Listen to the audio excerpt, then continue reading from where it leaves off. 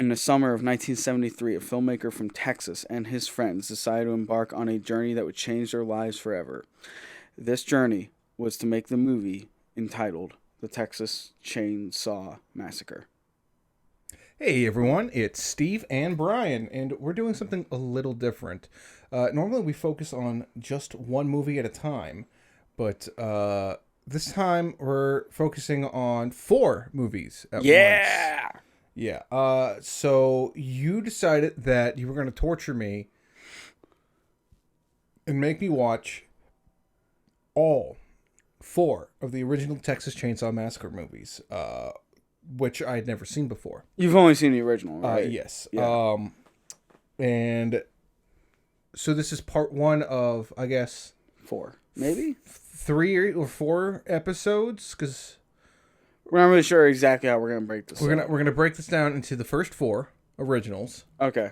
then the Netflix ones. No, because there's the remake, the prequel to that one, and then there's the sequel to. There's like 4 timelines. Okay, so we're gonna break it down into originals, prequels and sequels, and then the modern stuff. Sure, let's go that way. Yeah. Yeah. So Easier way of doing it. Originals, remake and prequel, and then all the other shit. Because there's no other there's no way to categorize the other stuff. yeah. Not really. So Brian, So Steve, did you like the movies? you know, as you know, I'm a big fan of the original. Mhm. It's like my favorite horror movie. Actually, I think it's the scariest movie ever made. One of the scariest movies ever made, and I've seen the others over the years, and now I have them in my house. Yes. Except for part 4. I will never own part 4 in my house. But we'll cross that bridge when we get there. But I would say, like, I always call Texas Chainsaw Massacre the franchise that should never have been. Yes. As I have just witnessed, yes, this is interesting. So I guess we'll start with part 1, episode 1. So 1974, a film comes out called The Texas Chainsaw Massacre. The plot is a group of friends on their way to see their grandparents' graves. Yes, because there was reports of grave robbing in Texas going on. Kind of make a wrong turn. They pick up a hitchhiker who gives them the heebie-jeebies because he seems like an escaped part of Manson the family member. Yeah, I was going to say he's like an escaped Manson family member. Creeps them out, and they end up at a house where the family eats people. Yeah, and we are introduced to the legendary Leatherface and as you can hear, Leatherface is in the background there dancing with his chainsaw. Let me close that window. While Steve does that, so Leatherface doesn't get salty with us. Yeah, and it just becomes 90 minutes of literal insanity and hell as we follow these teenagers. And honestly, I mean, it's a very... I don't want to say brutal because it's not really brutal. It feels more brutal than it actually is. Oh, no. It's a very tame movie. So, by today's standards, it would be like a PG movie. No. No. It would still be an R-rated movie, but it would be a pretty... Light R. Light R in terms of gratuitous violence. Yeah, because there's nothing really there. So, no, I mean, the violence is... I think what makes this movie hold up is that the violence feels real. It feels genuine and like grounded to reality. Like most stuff you see now, it's like everyone is made out of like paper mache and it's just a blood fountain everywhere. Right, which eventually this franchise dived into doing that. Yes, but in this first one, the greatest example of what you were saying with the violence is when I think his name was Kirk. Yeah. One of the main guys. He goes into the house and he stumbles into a hallway. Yeah. And he looks up and he sees Leatherface. You know, it's like this close in shot.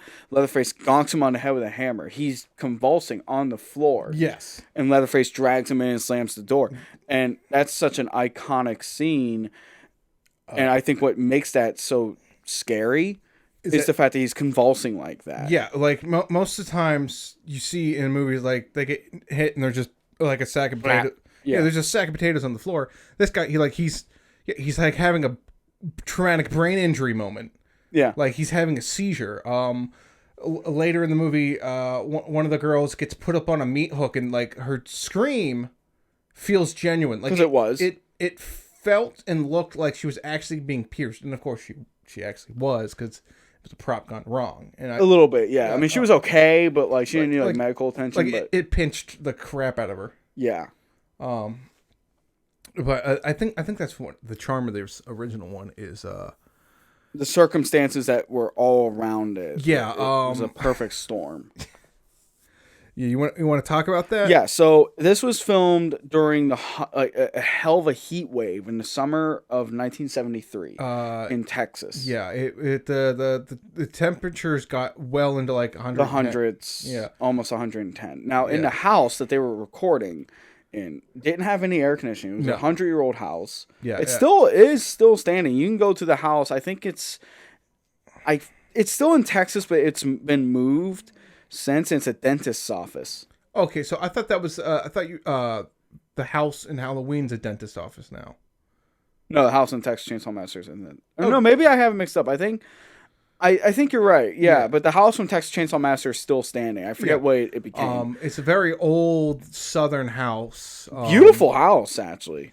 Like on the outside. It must have been like original foundation of Texas, 1800s. Somewhere around there, like ranch style. It looked dilapidated as fuck. Like, I'm sure someone had to get a tetanus shot filming this. About that. Yeah. So to kind of give you an idea, this was filmed near the end of Vietnam. And Edwin Neal, who played the hitchhiker that we mentioned earlier, he actually compared it later on. He said filming the Texas Chainsaw Massacre was worse than his 2 tours in Vietnam. And Vietnam was not a cash money day for a lot of people. Let me put it this way: Vietnam and like the Asian area around there in the late 60s and early 70s, especially. No, just in general. They get cold when it gets down to 68. Like they'll put a heater on for 68 degrees. Yeah. Because they're used to it being like 90. Yeah. And humid. So the house had no air conditioning. The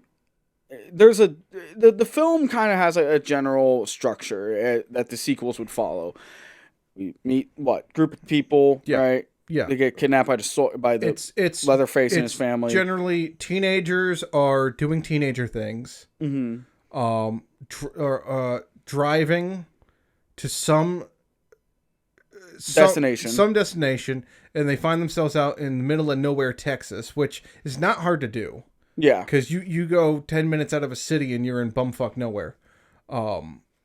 Depending on where you ask, I do have friends who live in Texas. I mean, like it's not like the way it is in the movies. It can be very easily. Probably back in the 70s, especially in the 70s. I mean, like one of the famous things was the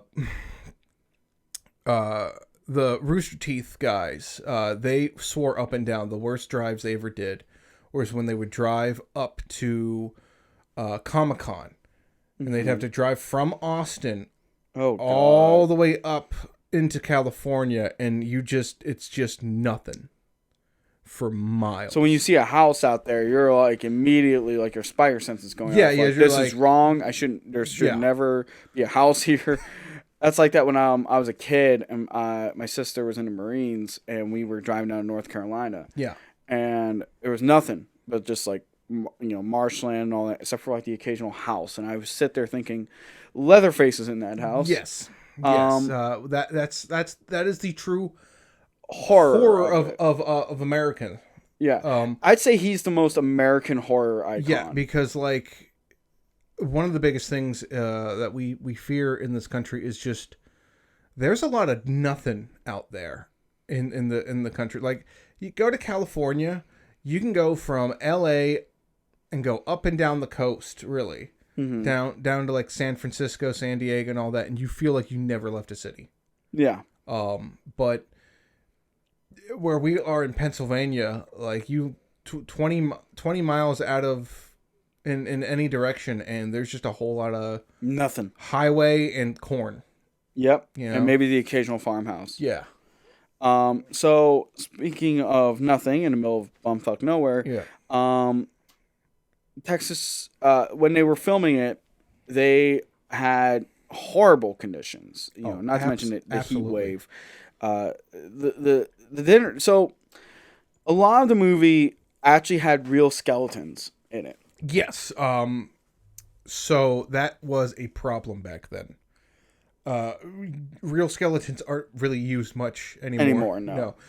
He got them from a medical student because he was friends with someone at a medical college. Well, that's what they say, but So there's a thing I'm gonna get into it in a minute. This movie was funded by the mafia. yeah. Which I had just learned literally a couple years ago that it was funded by the mafia. That probably explains why you can't find very much information on. I forget what crime family it was. It was a big crime family. They didn't. I don't think the filmmakers ever met them or anything. It's not like you had like Johnny Two Shoes on a set with a Tommy gun at all times. No. It's just they'll just make their money back from The drive-ins and all that. It's just a legitimate way for them to launder Which money. is basically what it was. The movie was used to launder money, but it actually became a hit. And because this wasn't like meant to be a hit. It literally became. It started off in drive-ins, and then it moved its way into actual theaters, and it was like this terrifying event. This movie is pretty much like the grandfather of slashers, of modern slashers. I mean, there was Psycho before it. Psycho watched so Leatherface could run. Yeah, and then Leatherface ran so that Michael can walk. Yeah. Basically, I was saying that too. Yeah. So Halloween can walk. But yeah, like the idea of the masked slasher really started with Leatherface. Because like Leatherface will run at you. He is not afraid to throw shit at you. Michael and Jason will kind of just like briskly walk after you. They'll just power walk towards you like menacingly. Whereas Leatherface is like, let me get my saw and I'm gonna run after you. Yeah. So Leatherface. So the whole movie's gimmick was it was based on a true story. Sort of. When I was a child, I thought there actually was a Texas Chainsaw Massacre. It's possible. There, as far as I can tell, there ain't one. But who knows? Many countries have famines. Yes. And famines often lead to cannibalism. Like most countries' history, like Russia. Japan's famine. A lot of it in Asia. Lots of like China's great famines. Yeah. Lots of people get desperate and start eating people, and some of them don't stop eating people until the locals put them down. And sometimes you just get someone who's just out of their damn mind. Yeah. So, which is where we meet Mr. Gein. Yeah, this was mostly based off of folk tales of Ed Gein. So the movie was originally supposed to take place in Wisconsin. It was called Cheesehead, right? No, it was called Head Cheese. Head Cheese, yeah. Head Cheese. So that because Wisconsin's like the cheese capital of America.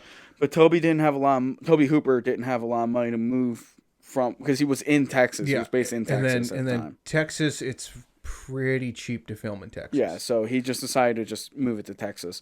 Now, from what I've gathered, he didn't really know the full story of Ed until way later. Yeah. So there was no internet back then. No. So I'm sorry.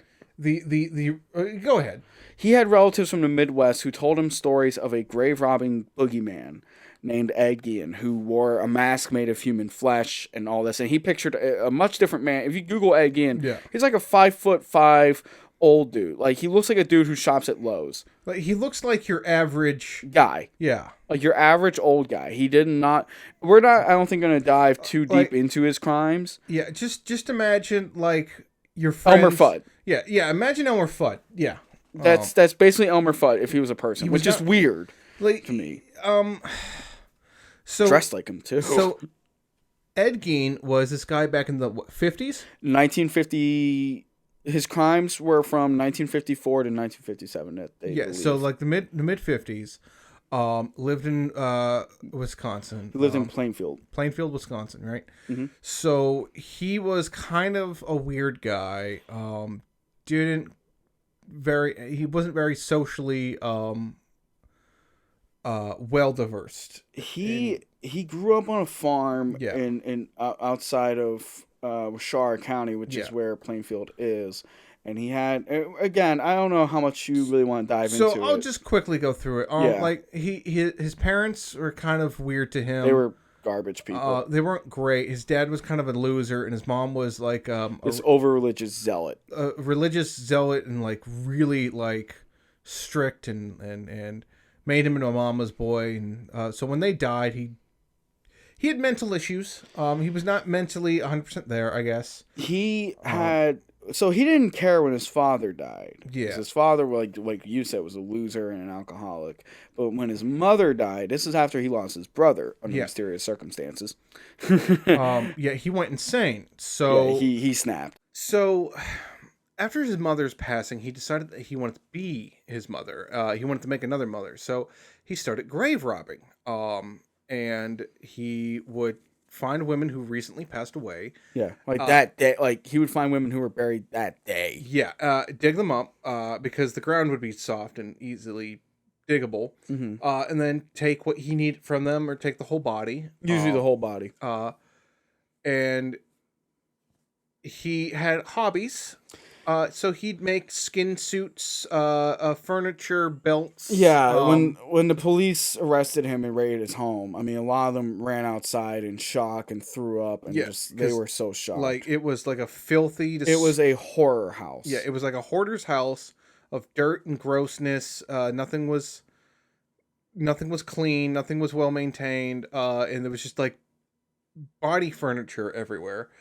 And he was also I can't know for sure. We'll never know for sure. What? He was most likely transsexual in some nature. He wanted to be a woman. Yeah. He told him he wanted to be a woman. Yeah, so he made a woman suit. Yeah. Um Which is, we don't have any problem with Yeah, trans but, I people. mean, but if you're hurting people and digging up the graves Yeah. of people, and he also might have killed people. But he was never confirmed to be a cannibal. they could never prove it. But I mean, there's evidence to suggest it. Everything's suggestible. So it's 1970s. This happened in the 50s. So for like Gein's in a mental institution. So 20 years, there's these rumors that there was a guy who he killed people, ate them, wore their skin. He wore like women's skins because he was like a weirdo because people didn't know what transsexuality was back then. Right.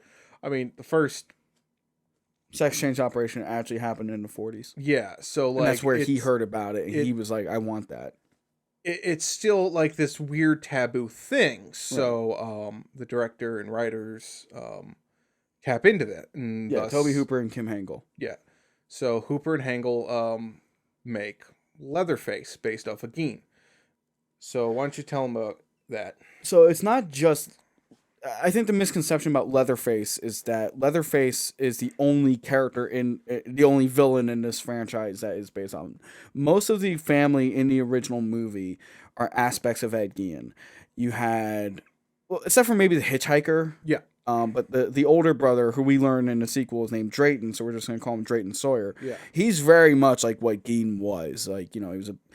I don't really want to hurt anybody, but I gotta do what I gotta do, and that's how he acts. He even says, "I never took no pleasure in killing, but I enjoy it." Whereas Gein told the police that he was in and out of a haze. But anyway, yeah, he kind of just blacks out and commits his crime. Yeah, so the house that the Sawyers live in is almost 1-to-1 what Ed Gein's house was at the time. Just they have dilapidated furniture made of I think the chair they tie Sally Hardesty to, it's made of skulls or some shit. It was like made of like a person. Yeah, it's like made out of skeletons. They have a lampshade made of a face. Yeah. In the fourth one, there's just like a skin suit in the bathroom. Yeah. We'll get to that. You're just like, what the fuck is that? A skin suit? Yeah. That was a good scene. So it was a crappy looking skin suit, dude. That looked terrible. Yeah, but like someone from Spirit Halloween. So like the first one is really good because like it's a genuinely terrifying movie. You don't feel like it's not shot like a traditional movie where like it feels like a documentary. It feels more like a documentary. It feels more like you are a fly on the wall watching horror happen against your will. Exactly. It's like you're a fly in a house of madness. Like the angles, like there's the one scene in particular where I think it's a kitchen scene where They zoom in on her eye.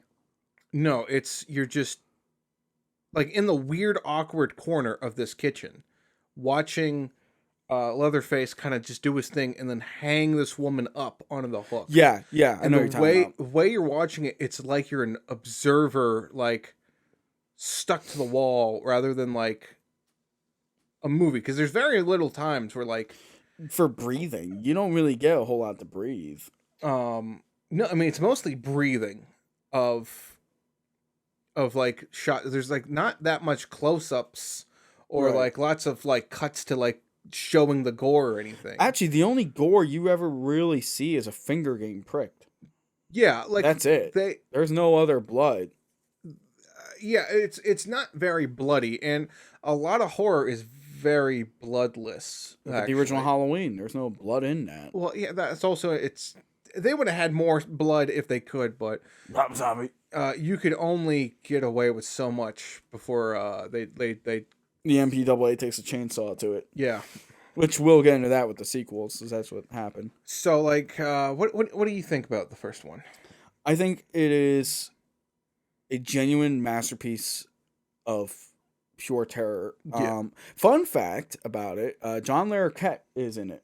He's the narrator in the beginning, like the guy who says the film you're about to see and all that. Yeah, He was paid in weed. yeah. He was given a dime bag. Yeah, he was given like a joint. Actually, he's just like, I'll do it for a joint.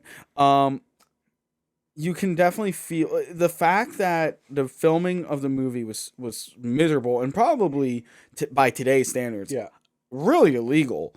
Yeah, they with broke how laws. they were. Yeah, they there would be lawsuits out the wazoo. Like, It really does kind of, and everyone kind of made peace with each other afterwards for, during the convention circuit. They all were like, oh yeah, no, they thought it was brilliant.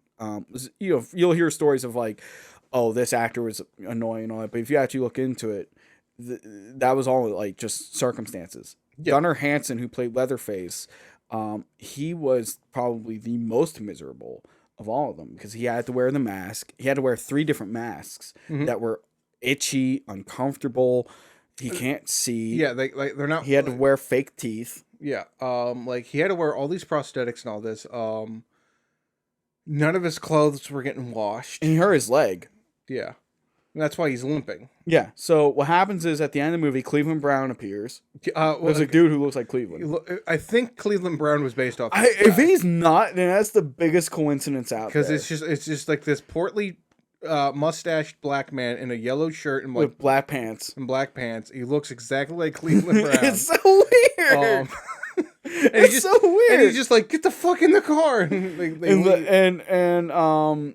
So he throws a wrench at Leatherface. Leatherface gets gonked on the head, like it was like Deadeye, Red Dead, just boom right there, and he falls and he actually cuts his leg. And the scream that you hear is actually Gunnar Hansen's real scream because they had a plate strapped around his leg with like a piece of meat right there, and the saw was a real saw in the movie, and the saw cut the meat, but it also like went a little too deep and he hit the plate and he felt it reverberate through his leg. Yeah. He actually thought he had cut his leg. Yeah. He didn't. It was just bruised. But yeah, that's why he's But limping. it still hurts because it's a chainsaw hitting It's a you. real chainsaw in the movie too. That's the other thing. That thing was a real chainsaw. I mean, most of the time the chain was a dummy chain, so it wasn't actually not in this spinning. case. But That was a real chain with a real chainsaw. yeah, you can tell in later ones. Yeah. It's a safer chainsaw. It's more designed for the movie. It's the same ones that they use at like scare houses. Right. It's a chainsaw. It's not a chainsaw you're gonna find at Home Depot. Like the chains gone and the blades are dulled. Yeah. This one, nope. It was a real chainsaw. And fun fact, despite the fact it's called the Texas Chainsaw Massacre, only one person in the entire movie is killed with a chainsaw. Yep. And that was Franklin. R.I.P. buddy. Yep. I think it's just a tour de force of just straight up madness. It's actually my favorite summer movie. Yeah, it's a great like summer camp horror movie. Yeah. For like adults. I would not like say like have like teenagers watch. I mean, teenagers watch this back, They'll like, probably. in the 80s because. Oh, it made bank on the home video I circuit. mean, I mean, I can imagine a few summer camps in the 80s and 90s showing kids this because, I mean, Don't be pussies. Just watch it. But when I went to camp, like, they show us stuff like National Treasure, stuff like I was that. gonna say, they show you this? No, Camp did you go to? Well, I mean, Crystal Lake? Oftentimes the movies were the movies that we made okay. in video contests. Lame. Um, I would have made them watch not this hey, one. I was a would've made them- 3-time video contest winner. Thank I you would very have. much. I would have made them watch the fourth one. Yeah, The fourth Chainsaw Massacre. we'll get to that. Oh, So we will. this one was lightning in a bottle. Literally. it should have never been tried to be repeated. This was And like. they will. This was supposed to be like just a one time because like you didn't have franchises. No, not really. Psycho didn't have a sequel until 1983. And that was 23 years after the first one. I mean, most movies were like one and done. Halloween was intended to be a one and done.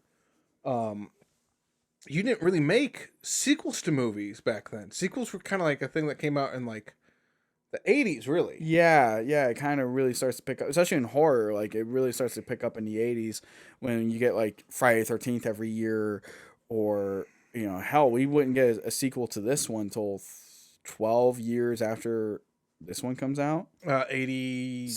6? Yeah, so almost a decade after, really. Decade and some change, yeah. So that brings us, I guess, naturally to... Texas Chainsaw Massacre Part 2. Yes, part 2 instead of episode 2 or just the sequel, because they thought, if I'm gonna make 2, you're gonna make more. I can already tell. So it's 1986, or let's say it's 1984 or 5 when he gets approached. He was approached, I think, around as early, from what I can tell in my research. Yeah. He was approached numerous times over the years. Yeah, And he kept saying no, and it wasn't until like 83 that he came up with an idea to I think Canon. Canon was like the big one. Yeah. They wanted Canon films would always find ways to make money. So yeah, Canon was because it's defunct now. It's been long gone. Is this notorious thing in most bad movie clubs and just in general, it's the one. It was a production company that if you saw Canon at the beginning of your film, you knew you were in for a treat because it was either going to be a great movie or it was going to be an absolute train wreck. And Like He-Man or Superman 4. no, I'm talking about like crap you only see on like The independent movie channel at like 2 a.m. no, like this is like stuff that you find at a Blockbuster in the bargain section where they're just like, just don't even bother returning the tape. Just have it. Here, 25 cents. Yeah, it was like usually like the 25-cent movies. Or Yeah, something because like that. they would fund all of or they would at least publish a bunch of like DIY crap that some drug dealer and his friends made to like funnel money almost or it's usually, and then they would take that money and make another movie that they like actually cared about. they'll take like a Neil Breen movie, Oh god. publish that and use the profits off the DVD sales of that to fund bigger, better movies Like Lord of the Rings or something like yeah, that. that was their whole deal, and that's why they're gone. Yeah, as it didn't work. No, it stopped working because the Yeah, game well, changed. that and they started to get a little bit too high for their britches and trying to make a Spider-Man movie. Yeah, well, they had great ideas. It's just We'll go times- over that if we ever do a Spider-Man movie retrospective, because the Yeah. canon Spider-Man Oh, I'm sure is we a will. story. I'm sure we will. Yeah. So, So, part 2. Why don't you take over? all right, so it's 86. It's Yeah. the height of the slashers. I mean, Halloween won't come back for another 2 years. Halloween made it big in like 79. 78. 78. And then it had a sequel in 80. Yeah, so 1 and 2 were like huge. Right. And then Friday the 13th, this little movie that comes out and just kills everybody. Yeah, you also have The Exorcist made it big sometimes in the late 70s, I Yeah, think. after Chainsaw Massacre, yeah. It was The Exorcist. So, The Shining. yeah, all of these huge Elm Street. Like Elm Street, all the staples that we know now. I think a Hellraiser movie comes out at some Hellraiser point. wouldn't come out till like the late 80s, but yeah. Phantasm. Came out in 79, but it was not really like a big hit. Yeah, when but it came still, out. like people want it to be scared, Yeah. which I don't understand because they had the Cold War to deal with. That was pretty scary. Hey, it's pretty Look, it's I could take a guy in a hockey mask. I ain't taking a Russian. yeah. I mean, back then the Russians were really scary. Now we know better, but still, Anyway. it's So what happened was Toby Hooper was like, he had done Poltergeist, I think, at this point, and he had falling out with Steven Spielberg over it. So he was getting kind of annoyed. He wanted to go back to his like earlier horror style. yeah. roots. Also, I think that's kind of one of the reasons why they stopped using real corpses and real dead bodies Yeah. and whatnot because that movie. What, Poltergeist? Yeah. Oh. The scene when like they're in the swimming pool with all the corpses, Oh God. those were all real. Oh Jesus. And they smelled bad. I didn't know that. Yeah, And so did the house. So did the All those skeletons in the house. yeah, those are all real. So Toby Hooper's idea was he wanted to do like a way bigger movie than what we actually got. His idea was he wanted to do like a town that was in on it. Yeah, Like they were all not necessarily part of the family, but the family was providing a business and a resource, which just happened to be the meat business, which just happened to be people. And what they would do was they would get like travelers that would come through, spruce them up, kind of fatten them up, and Yeah. Leatherface kills them, and that's it. yeah. I don't think it would work because I mean, like, Well, he pitched as a dark comedy. cows would still be. I mean, you could say like, like rich people pay us to kill people and Which kind of happens anyway in this franchise. yeah, that's fourth Yeah. basic. So, I think kind of. I don't know. We don't know. It's been a couple days since we've seen the fourth one. I still can't figure it out. But we eventually do get this type of idea in Halloween 3, Yeah, And, Halloween 3 kind of had that idea. like The other mask making company. like other movies. So he then Cannon was like, yeah, we don't have a whole lot of money. So he's like, all right, I'll give you something cheap.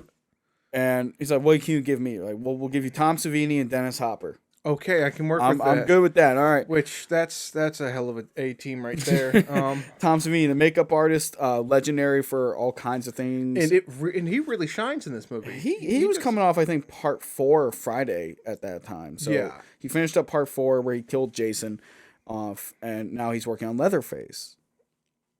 And do you want to go over the plot? Sure, I can fake it. So part 2 is starts out with a couple of yuppies going down the road, shooting at every sign they see because it's the 80s and yuppies rule the world. These guys have no sense of danger. I don't know why they're being assholes. I guess like the movie never explains they're who just these like- guys were. they're just crazy assholes, and they call into a radio station because they have money Yeah. for a car phone. Those were like $1,000 some dollars, so they had fuck you money. Yeah.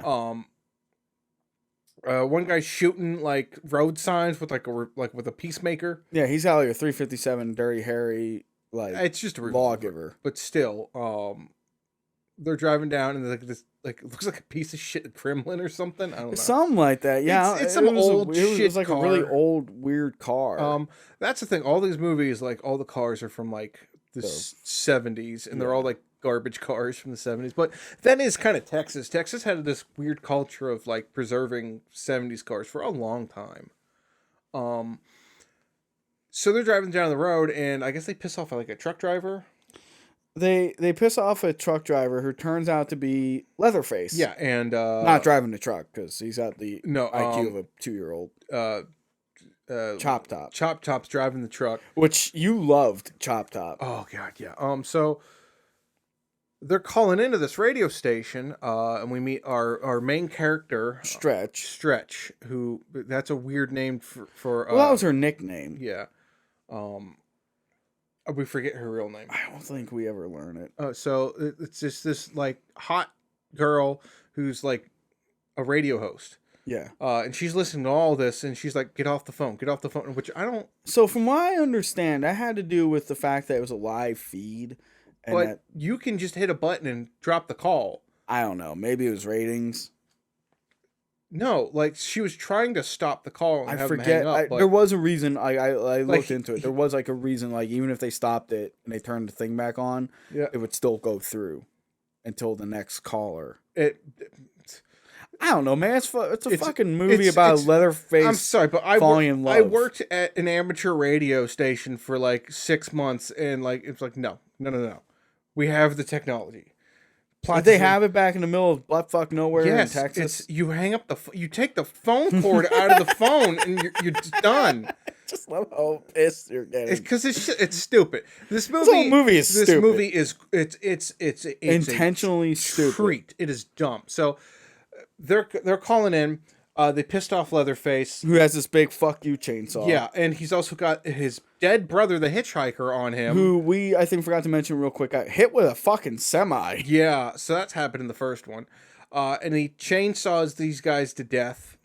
From a moving vehicle, Yeah.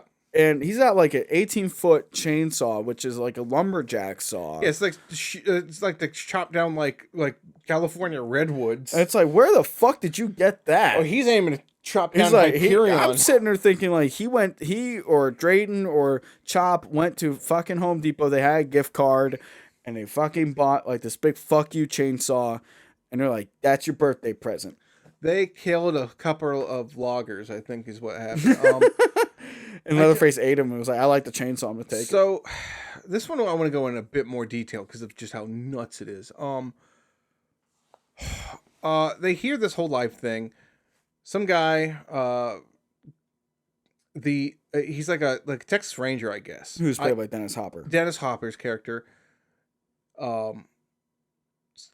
figures out it's got to be the guy who killed my nephew and niece. Well, Sally, lived. but we find out later she went into like catatonia or something like that. Yeah, she went catatonic. Yeah, we find out like the opening text crawl. But her brother. Got fucking wrecked by Leatherface. Yeah, and he was in a wheelchair, so it's like it really sucks because like who kills a guy in a wheelchair in a movie? I mean, honestly, I remember that. As, Tony Hooper does. Toby Hooper's like, "Fuck you and your wheelchair, bitch." So he's like, I'm gonna avenge my nephew. Goes to this radio station, figures out, oh, you have a taping of this. No, she went to him. Yeah, or something. They play it. The Leatherface and Chop Top figure out, oh shit, they're gonna catch on to us. Which how? It's a chainsaw. Because they're idiots. The whole family now they're idiots, and we also too learn that Drayton Sawyer. We learn their names, the Sawyers. We learn Leatherface is called Bubba. Yeah. Chop Top doesn't have a name. Yeah. And Hitchhiker was called Nubbins, and the older brother was called Drayton. Yeah. And Grandpa's just Grandpa. Yeah. So Dennis Hopper has her play the tape. The tape then attracts Leatherface and Chop Top. Chop Top and Leatherface come into the radio station. Under orders of Drayton. Attack her. Attack LT. LT. Who's her producer? Yeah. Okay. Producer. Yeah. Who I think he was like a Texas version of you. Yeah, very much so. If you want an idea as to like what Steve is like as a person, he's basically LT in this movie, but if he was literally born and raised in the middle of buttfuck nowhere, Texas. Like he's spitting, he's like, fuck you. They go to like earlier in the movie though, they do go to like a hotel where there's a chili cook-off. Yeah. And LT just has this look of why I went to fucking college. I have degrees, and this is how my career wound up. I'm hanging out with this bimbo and this We're recording the Chili Texas cook-off. with this fucking weirdo Yeah. keeps winning with fine, what was it, like hard shell peppercorns? Oh, that's just a hard shell peppercorn. It's a human And tooth. then what happens is that Drayton hears about the car accident, quote unquote, on the radio, and he somehow puts two and two together, like, oh, they're gonna find out who we are, and he calls Chop Top, and he's so like, you idiots got caught, and I'm saying, and you were like, why are they caught? Yeah, so it doesn't This make is a sense. nothing problem. Yeah, so it's just to move the plot along. They attack her, they attack LT, drag LT's body away to like their place. And Leatherface fell in love. Yeah, Leatherface doesn't kill her because he's horny for her legs. And even earlier in the movie, I was like, "Well, check out them legs. Those some nice legs. I bet those are gonna come into play later because they're showing off her legs a lot." Yeah, so like she's like on like a tub or something of like yeah. ice or whatever. Yeah, and, we'll talk about these scenes. Drags him down to an abandoned amusement park. like it's a Texas battle based amusement park. I think so. Anyways, I remember there was a sign that Like said fuck an amusement park. We're going underground, underneath, into this like Goonies-esque yeah, nightmare hole. like forget the house from the original era. It was Yeah, they're like- surreal and claustrophobic. You're in this weird fuck you place. They're like in like caves full of like Blood. it looks like a TGI Bodies. Fridays and a Spirit Halloween had a baby underground. Yeah, It's and nothing but like and like had an Ed Gein theme. it's like skeletons and road signs and shit all over the walls. I think like didn't the walls bleed? Yeah, the walls bled a little bit for some reason.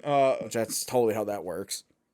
Like and there's a chainsaw battle with Dennis Hopper. They all get blowed up. And she survives by like having a chopping off Chop Top's head or whatever with a chainsaw.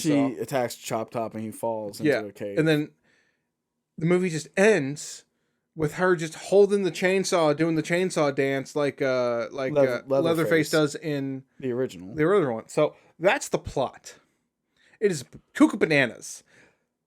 Let's talk about this one a little bit more. Okay, so some of my favorite things. Yeah. I'm just gonna not go into order.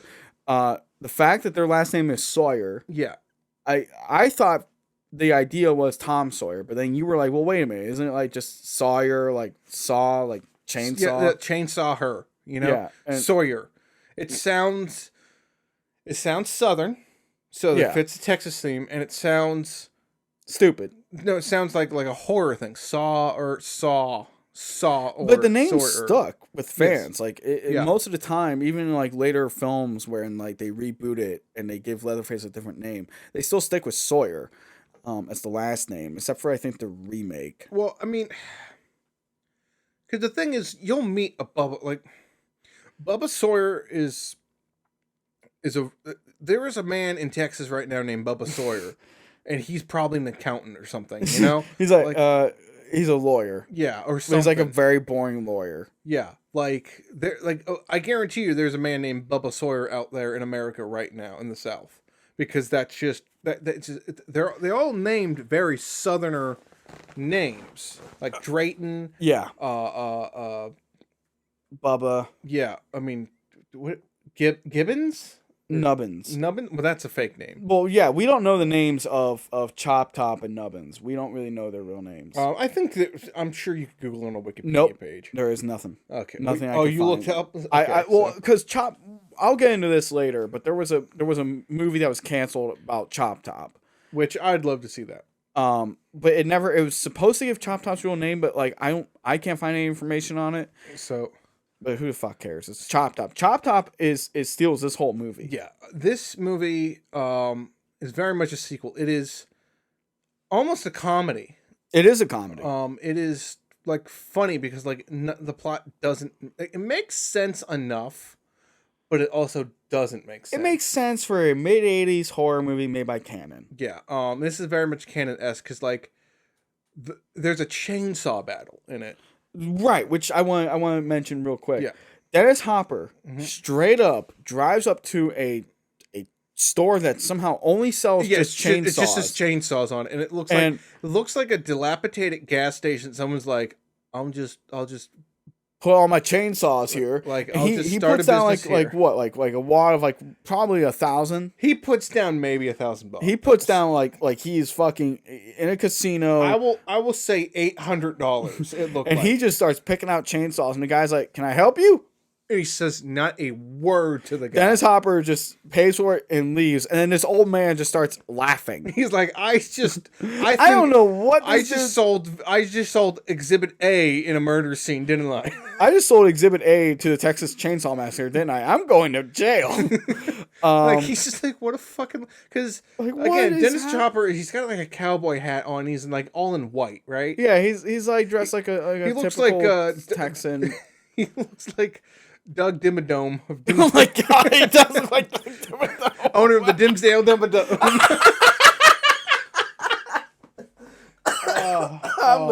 So that would have been funnier because like later on when he goes to the Texas Battlegrounds or whatever, he's saying stuff like "I'm the Lord of the Harvest" and all that. Yeah, and Drayton Sawyer's like, "Who the fuck are you?" He is unhinged in this movie. I don't know what they told Dennis to do. He's like, fuck it. I'm gonna doing play my own this. thing. I was an Easy Rider You with could- Nicholson.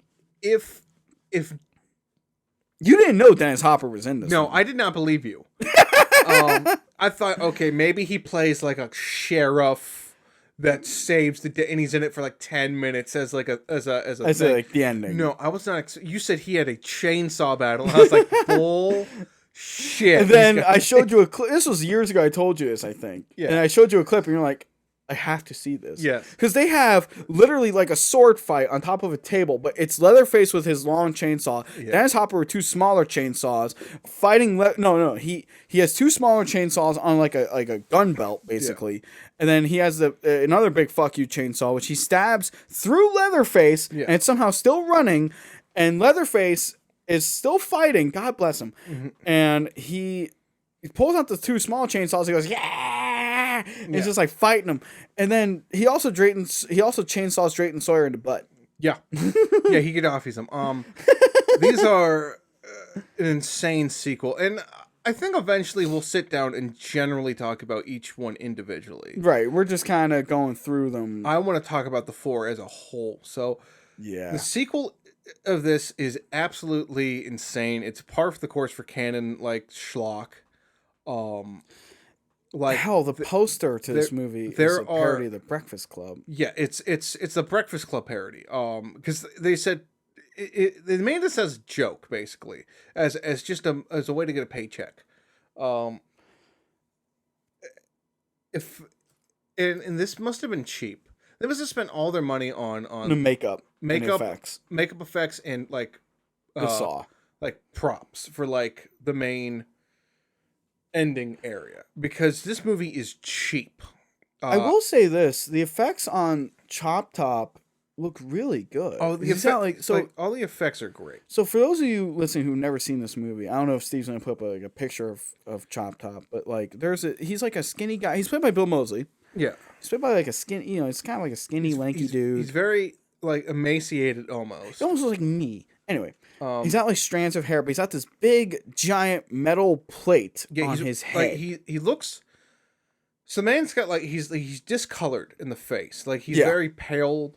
He's got like Sunken in eyes. John Lennon he Wig looks like on. a corpse. Yeah, he looks like you thought he was a zombie. Yeah. Or something. Yeah, I thought like, oh, that's a dead guy they propped up as like as a thing, and then he talked. I was like, oh, Music is my life. yeah. So he talks like a hippie. And then he'll say like non-flashback. He talks in like bizarre He terminology. talks like he's trying to be a beatnik. It's like he It's- went to Woodstock and he thought that's how people talk for the first time. Yeah, it's like he's an alien who only observed like Woodstock beatniks. And What he's if he trying to be was? like, I wouldn't be surprised. We can say that it's maybe like the plate in his head. Right, because he was a Vietnam veteran, so like or it's implied he's a Vietnam veteran, Yeah. and that's where he was during the events of the original movie. Yeah. Was over in Nam, which whatever.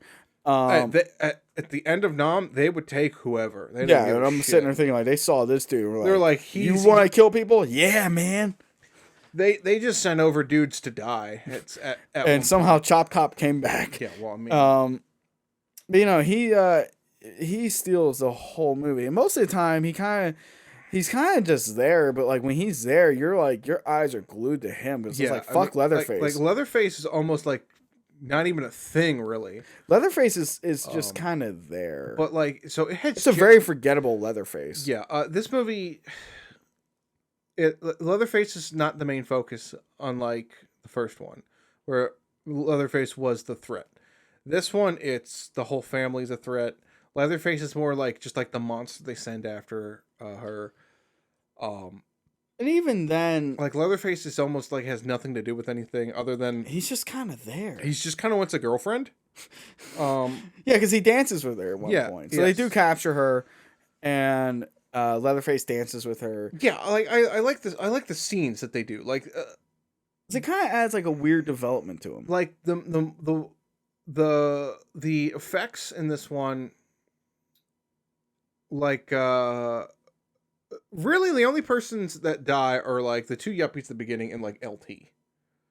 So And then the Sawyers, yeah, like there's only like 3 actual like murders. right, that And- we see. Um, It's implied that the Sawyers they've been doing this for like like a while. years. Yeah. At this point. Like they hit LT with a hammer a lot. Yeah. And there's not like gushes of blood or anything. There's like a pool of blood where there should be a pool of blood. Like it's very Tom Savini. yeah, there's Tom Savini blood fountains when you can actually see it. The movie was cut down a lot, so Yeah. and I don't think the unrated version has ever been released. No. Or if it has, I just never seen it. Like, the we have effects- just the theatrical version. The effects are impactful, but also like airing on more cartoony.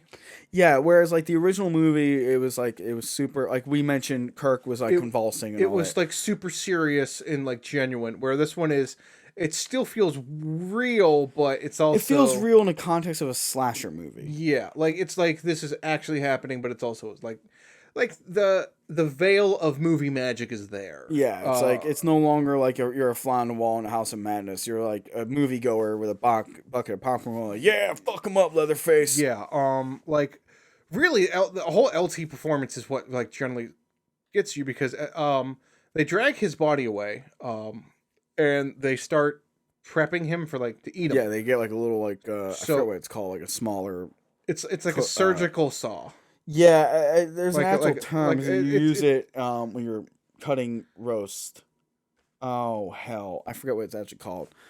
Oh, it's like a turkey carver. Kind of, yeah, but it was like electronic. So Yeah, it's like an electronic knife. that's it. Yeah, Electric carving knife or yeah. something like that. They cut off his face, and he's missing chunks of like skin. He's a big fat guy. Yeah, Well, he's not that big of a guy. he's kind of portly. like me. Yeah. And they take off his skin, and Leatherface like puts it on her and like dances with her, and it's like horrific. It's generally terrifying scene, and then But it's played up for laughs. yeah, and then LT gets up, and he's alive, and he's in like super shock because he's like, well, I'm dead. Like, oh, this sucks. He's like he knows he's dead. He knows like he doesn't look at himself, but he can just go, yeah, I'm gonna die any second now. I'm not having a very cash money day. No. Frees her and then just like drops dead Yeah. after taking one final spit. Yeah, because he spits a lot, and he just goes, "Phew," Yeah. and just, I'm out. The set design for this one is far superior. Yeah. In I'm sure Canon reused like- it from something. yes, because it feels like the Goonies. So like They're probably going to do like a Goonies ripoff, and they're like, fuck it, just throw Leatherface in there. because for this one, like okay, Well, when did the Goonies come out? that's an 80s film. Well, yeah, but I mean, like, when? I want to say like 84. Let me look it up while you talk real quick. So the radio, the radio department, there are like the station that they're at. There, that's the term. Is weird. It's not a typical. So the radio The Goonies came out in 85. 85. Yeah, I was close. The actual spot where they produce the show, it looks like a radio station. It's got the glass box.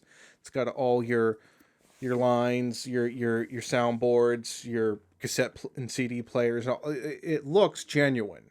It's So it probably was to a Um, degree. but all of the other parts of it, Looked like a slaughterhouse. it's like they converted it from a slaughterhouse or some sort of factory. Like at one point, when Stretch is running away from Leatherface, she closes this big sliding door. sliding door. That's a big metal sliding door. It looks like it's from like a meatpacking plant. Probably was. So like it's like a converted meatpacking. So I think that's the plant? idea. I think it's like supposed to be like a converted meat packing plant. Which So there's like a doesn't- whole thing of like cannibalism and meat and flesh and Yeah. all that. Yeah, and like in this one we learned that yes, the chainsaw is Leatherface's dick. Yeah, pretty much. Yeah. Yeah, it's Um, an allegory for Leatherface's dick, which is so confusing. Yeah, yeah. And then like everywhere else is like a cheap motel, and then just like look like a spot in a random mall for the chili cook-off. Yeah, I thought it was Um, a hotel. I thought it was the same It's hotel. probably a that- hotel. It's I think it was the same hotel that Lefty was at. yeah. It just kind of looks like a weird like little like indoor mall. Yeah. Probably, no, I think you're right. I think it was an indoor mall. I Or think it's- so. I don't know. It's weird. There was like a big college football game going on, and Yeah, there was it's this very celebration. bizarre. Like the hotel is just like Which I think that would have been kind of a cool thing if Leatherface like started attacking like a college football team. yeah. 'Cause don't forget the highs and lows of high school football. Yeah. Well, I mean, we already had a shitty movie about a college football team getting killed. It's called Jeepers Creepers 2, and it sucked. Fuck Jeepers Creepers. Yeah. I- Not a great series. No. No, Um. I will not go into that because that is Yeah, a no. rant for another day. The real set design and the money is all in the Sawyer's lair. Yeah, so, yeah, like, that's it's- where all that's at. It's like an empty parking lot. Like it looks like a deserted like it looks like an amusement park. no, it looks like a construction site oh yeah, sort of because it's like a dirty old road and it says Battle. it was called Battleground Amusement Park. Yeah, That's what so it was like you don't called. see any like old rides or anything like that. Well, they're probably um, gone. So it's probably like some sort of carnival or something like that like the Sawyers took over. Yeah. Drayton probably bought it. and there's just like this underground cave Like hellscape. thing. And they go Like a in there. mining area. Yeah, it's like a mine shaft, and there's just skeletons fucking everywhere. We have the skeleton of Franklin with his flashlight. Which is, it's sitting in the wheelchair. which is so confusing. 'Cause it's like, why do do you have that? Yeah, why did you keep that? Because he got chopped up with a chainsaw, so it's like he shouldn't even be like fully intact. Well, I mean, maybe the bones were fine. Maybe. Uh, Leatherface is probably like, bones are good. Yeah. Like there's like road signs and Cars. it like just shit they picked up off the road everywhere, and probably whatever they took from like people they ate. Yeah, they killed and ate. It looks like a TGI Fridays like From hell. Yeah, from hell. Yeah. Like they have like a like an actual like a torpedo or like Yeah, they have like a missile. yeah, they have a missile, and there's a guy like they're doing like the bomb riding from Doctor Strange. Thank you. I couldn't remember what it was Um, called. I was gonna say Captain something. I'm like, that's not right. Yeah, no, it's the Doctor Strangelove cowboy riding the bomb thing.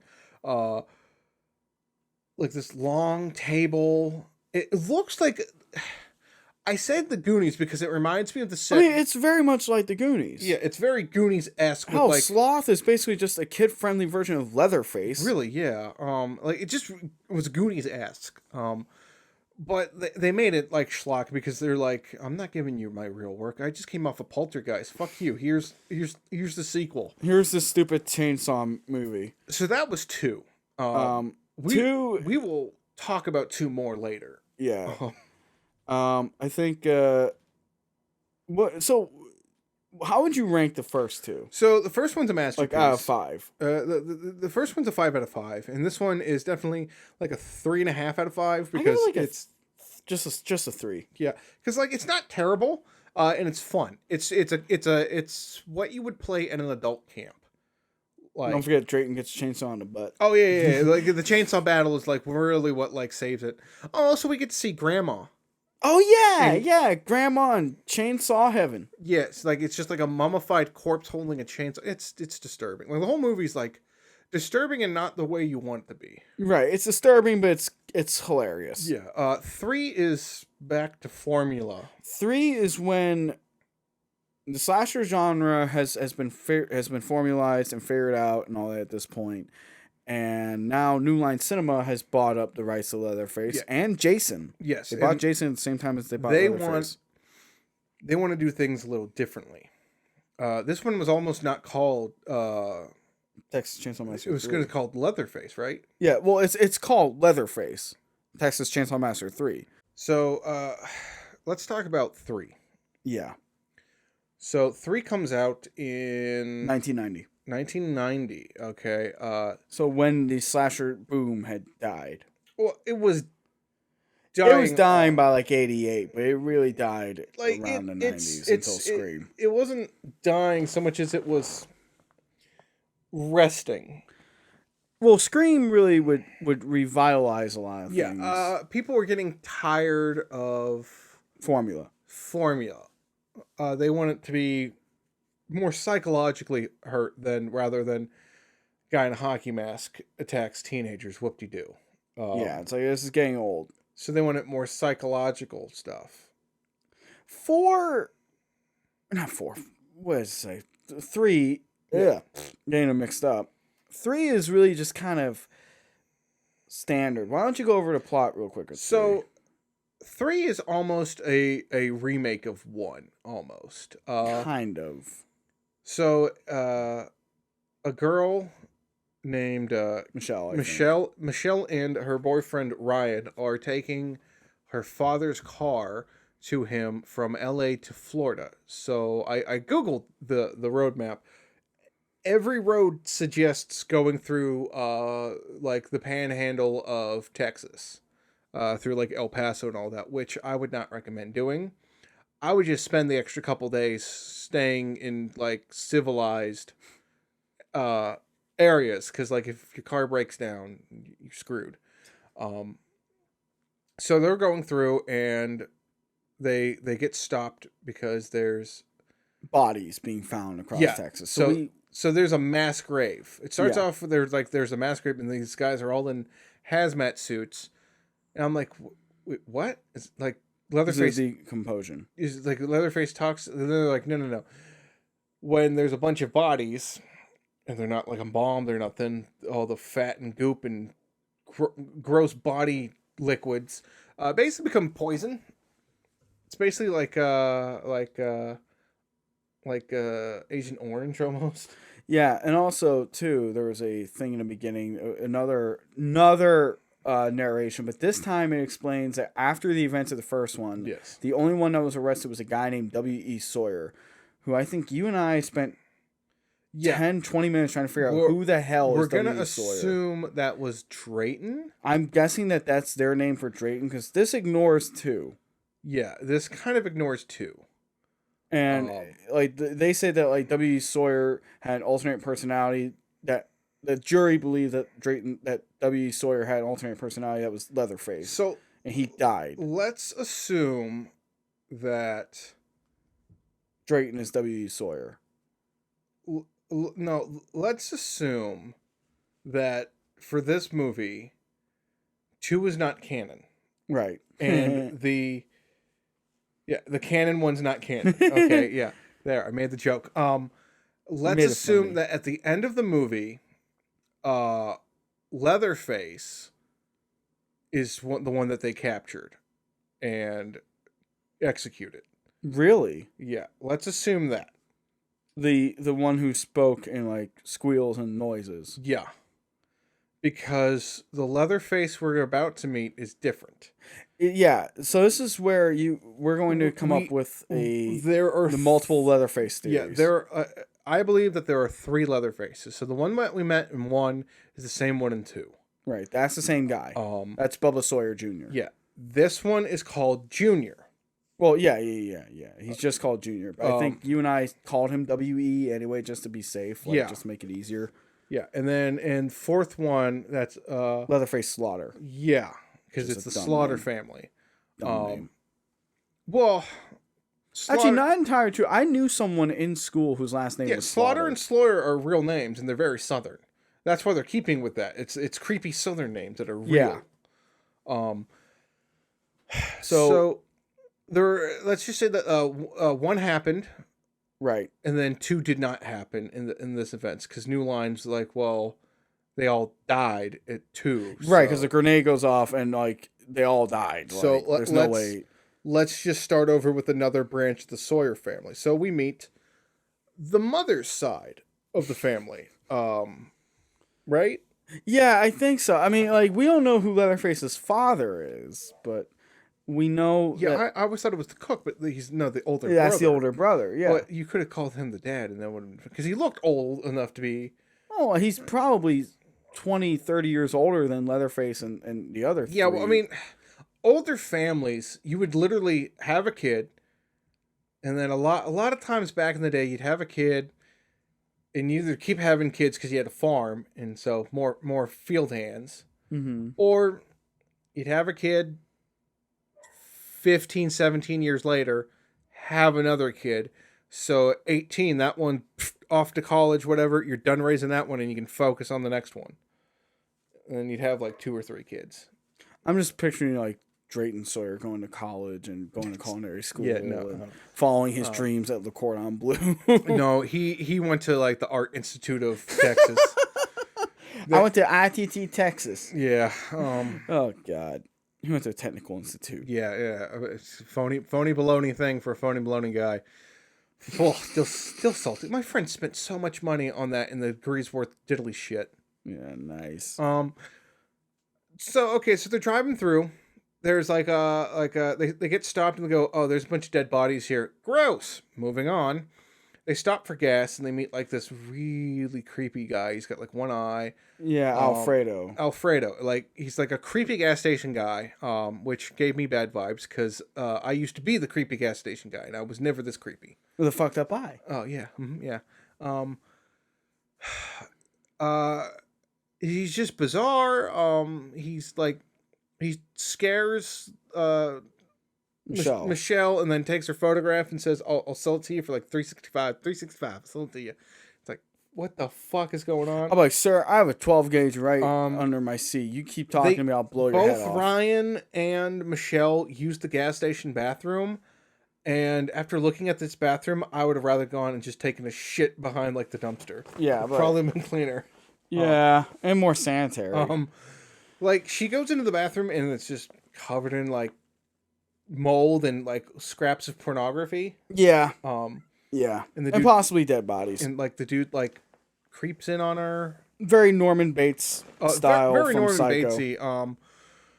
Then we meet the hot guy. Viggo Mortensen's in this bitch.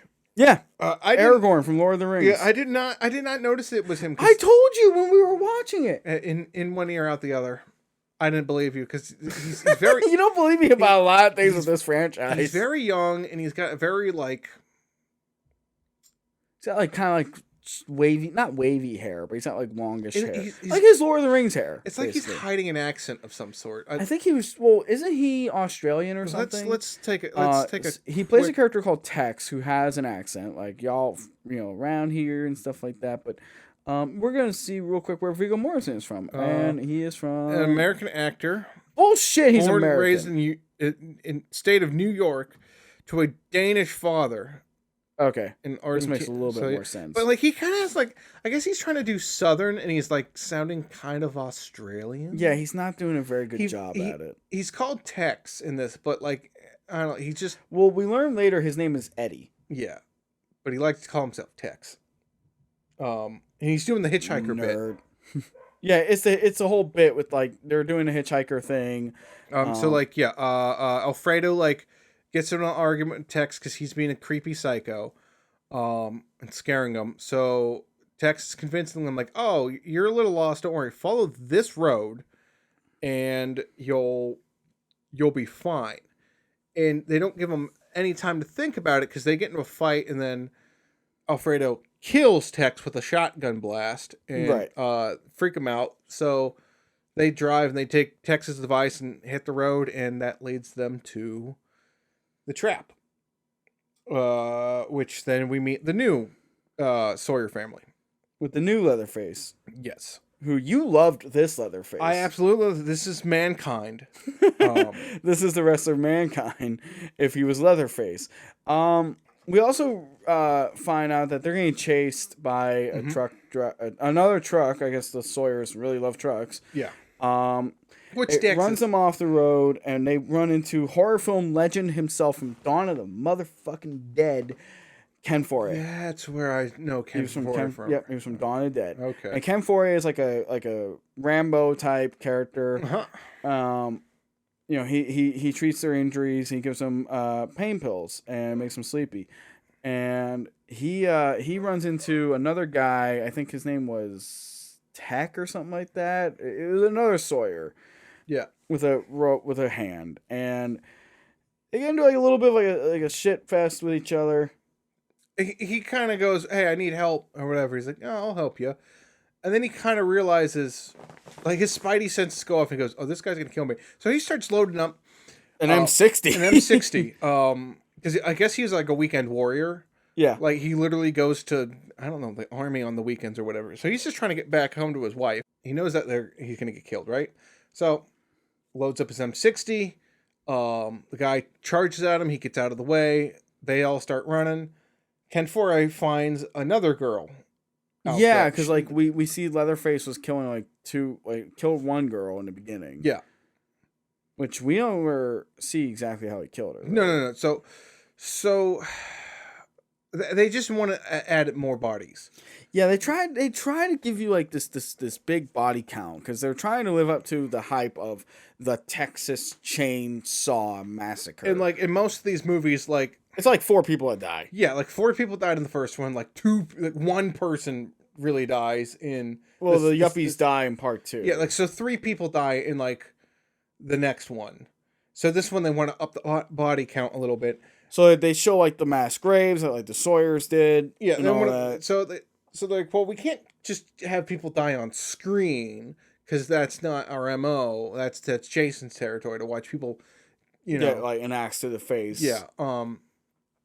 So they're trying to show that like these Sawyers, they're doing this every day, all day. Like this is just another day of the week for them. This girl shows up and they're like, oh god, I've been out here for like a week or something. Like we gave this guy like a ride and we went to this hell place and she's like, I guess she's the final girl of a movie that we kind of walked into.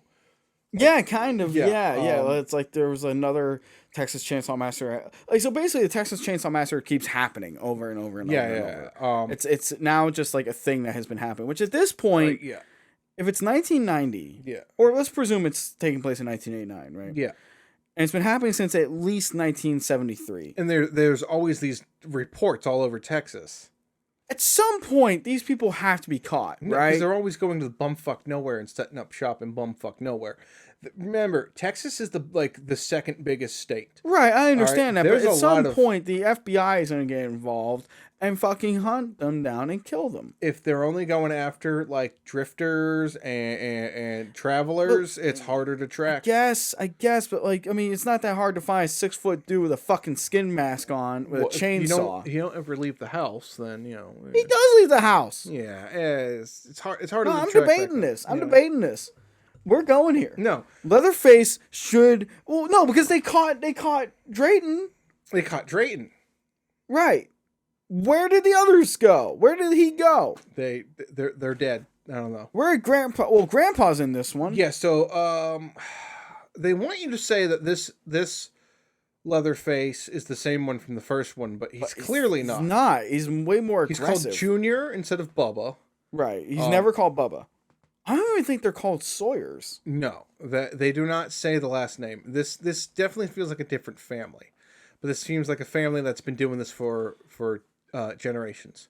Yeah, like it's just like normal to them, and maybe the police know that they've been doing it, but they just, like you said, they can't catch them. Yeah. So they're all running away in a panic. They end up at the house, right? Or something like that. The movie kind of loses me a little bit, even though I do like it. Michelle gets captured. So does Ryan. Ryan gets captured. They get dragged in. Ryan gets killed, like almost like ceremoniously, kind of Yeah, the like family makes a celebration out of like it. it's like a ceremonious thing. So like they meet, like there's a little girl and Who's she's implied to be Leatherface's daughter, which is yeah, just so and creepy. she's got like a baby doll with what I can assume is like the Right. head. Okay. Yeah. Michelle ran into the house. They knocked her out. They Yeah. captured her. They put her in a chair again, but it's like more of a normal chair. It's not really like Yeah, it's like a normal human chair, and they nail her hands down because crucifixion. Because people love putting Jesus imagery into their horror a movie stuff. about Texas Chainsaw Yeah. Massacre. This one kind of reminded me more of like Resident Evil 8 because there's similar scenes in it. I wouldn't be surprised if like they got 7 and ideas. 8 are very this. Yeah, I wouldn't be surprised if they got ideas from Yeah. what they think. Like this is like when you think of a movie called The Texas Chainsaw Massacre, this is the movie you think of basically. Yeah. This one is not that bad. It's just it's a little boring. It's a little boring. Leatherface is funny. Yeah. So he has a speak and spell where it shows a picture of a clown. Yeah. And he keeps typing in the word food, and he's getting salty because it's like, why aren't you taking it as the right answer? Yeah. So like it's just like she's just sitting in this chair for forever, while the family just yammers on about their bullshit. Yeah, And then Ken Foray comes in, shoots them all up, and they leave. and Leatherface has this big chrome chainsaw. Yeah. And then he like immediately like gets like shot at, and yeah.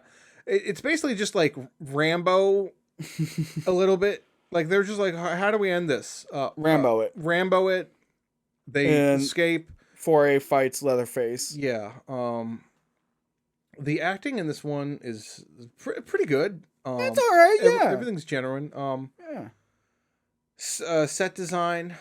This one is decent enough. The house isn't like creepy or It's terrifying because like it's a shit house, No, it was a nice house. but not too shit. Like it's a little bit more believable than like definitely more believable than the amusement park. yeah, it feels like people actually would live here and like they try to kind of clean up a little bit. Like the little girl's room is full of skeletal remains. I think that's just her playroom. I don't think it's like her bedroom. Yeah, but like it's like full of skeletal, like her baby doll. I think it's a baby skull. I think, or it's implied to be that, but she also names it Sally. Yeah, well, which is a reference to Sally Hardesty. Yeah. Like, and she looks like every like little girl. So she's actually she was in another horror film sequel earlier. Was she the little girl from Poltergeist? No, I thought she was, but no, she's actually. This is a deep cut a little bit. She's the little girl in the beginning of Friday the 13th Part 7, The New Blood, which had the psychic. Oh, she's that little kid. Oh, she's the little psychic girl. Well, she plays the kid version of the psychic, right? The psychic grew up and then fights Jason. Oh, later. I remember the movie differently. No, you're right. Yeah, you're right. Like she's like she's like when her dad's on the dock and like the dock collapses. That's her. Oh, I thought like it was always like a weird headed psychic kid fighting Jason with like psychic powers. I mean, you're kind of right. She's just not a kid. I don't know. When she fights Jason. I saw it briefly once when I was like 12. I don't know. We'll go over those ones one day. That's the one that we're really going to go into. So the family here is creepy because like it feels they feel more like a family unit than they do. Yeah. But they'll have like a gimmick. Yeah, like the mom's like got like weird legs and like has like a Darth Vader. Well, she's thing. Like a cancer survivor, which that just raises a lot of questions. Yeah, like they're actually going to doctors. Well, I mean, I guess it's implied that like on the outside they appear like a normal family, maybe a little bit odd. Like, just how Geen was. Yeah, like they're more like Geen, like an actual Geen family in this. Right, like they're not he was weird, but like the town didn't think anything. They're not complete psychopath crazies. Like right. they're mentally there. They're just this is just fucked up. Yeah, they like they're family cannibals because I guess. The farm went bad many years ago, and they became cannibals, and they just stuck with it. That's the type of vibe you're getting.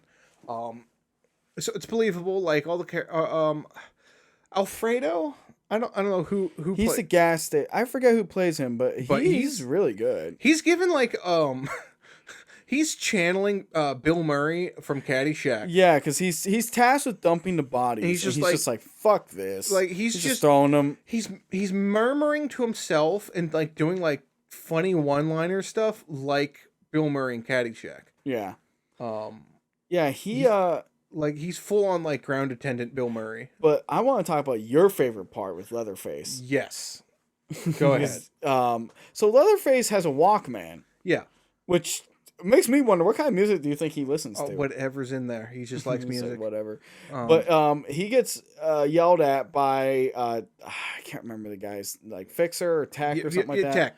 Tech, and he gets yelled at, and the Walkman is taken off Leatherface and thrown into the fire and into the stove, Yeah, like which is on, yeah, and Leatherface basically grabs him, yeah, and like, he's like choking him out. he's like, What- grab it. I want you to grab it. He's trying to grab it with his good hand. He's like, no, use your other hand. He's like, no, don't use that prosthetic hand. I want you to hurt yourself grabbing this for me.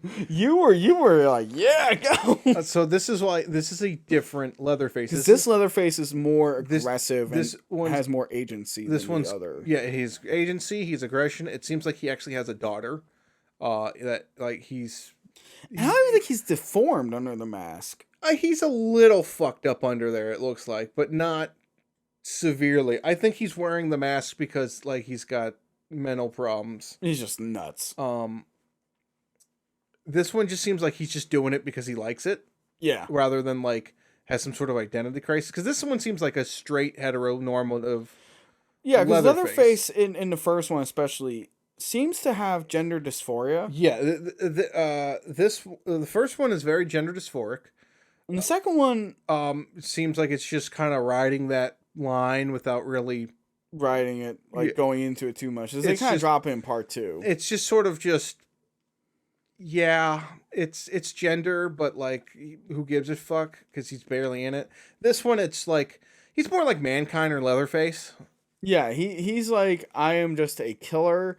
I kill people. Yeah, Um, like he's wearing like he looks like Mankind. he really does look like Mankind. He acts like Mankind too. Like I think that's what they were probably trying to reboot Leatherface oh, they were. to try and get that like that wrestling crowd. I think they were. They New Line. 'Cause, Freddy had fizzled out, Yeah. right? Yeah. And like they're like, well, Mankind's really popular, and we have this guy who kind of is Mankind. Right, because they also Let's- had Jason too, but they didn't know what to do with Jason yet. Let's kind of ride that, and they were trying to make it more of a modern slasher where they're not creepy, but they're They're kooky. kooky. They're like a darker Addams Family type. I was gonna shit. say if they're not creepy and they're kooky. Oh The yeah, Addams there's Family. Yeah. Da-na. Yeah. The kills in this one, like Were cut down severely. they're they cut away a lot, but like it still feels impactful. It feels like if they added a few more cuts, this could have been like a PG-13 almost. Yeah, and that's because the MPAA really chopped it Well, up. this was because this was around the time of things happening. With everyone got up their ass about violence in yeah. everything, school shooting issues. This was like during the 90s where super thugs were all the rage to be talked about in the news, from like Hillary Clinton, all of them, like super criminals. Yeah, and you could argue that Leatherface would be like a super criminal, basically. Well, no, it's like teens are becoming super criminals. They're, Yeah, they're- like, they're- oh, the Leatherface. I don't think a teenager's gonna get influenced by Texas Chainsaw Massacre Part 3. yeah, but like everyone was getting neutered, like violence in media. Freddy was gone. Myers was Like, because remember, barely there. like we gave RoboCop a children's show. yeah, let's not forget that. And Rambo had a cartoon. This was the 90s. This came out in what, 91? This came out in 1990. 1990. So the 80s are over. It literally comes out like I was looking at the wiki real quick. January 12th, 1990. Yeah. So this is basically them saying, okay, we're done with doing the cocaine. someone's got to watch these kids era 90s, and that's the era that we grew up with, because the 80s was an era where it's like, what did you do this weekend? Oh, I went to like an abandoned mental asylum with a buddy of mine, and we just ran around, and then we got spooked out when we saw a ghost. And some guy's like, cool, I went to my uncle's, and that's just what you did on the weekend. Where and then in the late 90s, like, what did you do? Oh, we went to the park and played like laser tag all night. Ah, cool. 90s, different. And I listened to Nirvana. Yeah, different. It was just like, you had to be home when the streetlights came on in the 90s. Or Ted Bundy will get you. Yeah, like in the 80s, it was like, if I don't see you in 3 days, I'm going to be upset. I'm going to be marginally annoyed. Yeah. I'm going to assume you're over at your buddy Timmy's house. So originally it was going to get an X rating, and then they're like, all right, we'll cut it. And then so MPAA got really weird. They stopped. They were starting to crack down hard. And they stopped giving real notes. Yeah. So it's like, you got to just keep cutting. And then eventually they're like, all right, PG-13. Like, but then it also was weird, because when South Park's Bigger, Longer, Uncut came out, they tried to get like an X rating. And then they showed it to them. I'm like, all right, give us like an X rating. And they're like, okay, well, if you cut this out and change this word, PG-13. And went, what? But we have all this. Oh, also you can't call it hell. What? Yeah, you can't. That's where you draw the line. So they originally went to call it South Park Goes to Hell.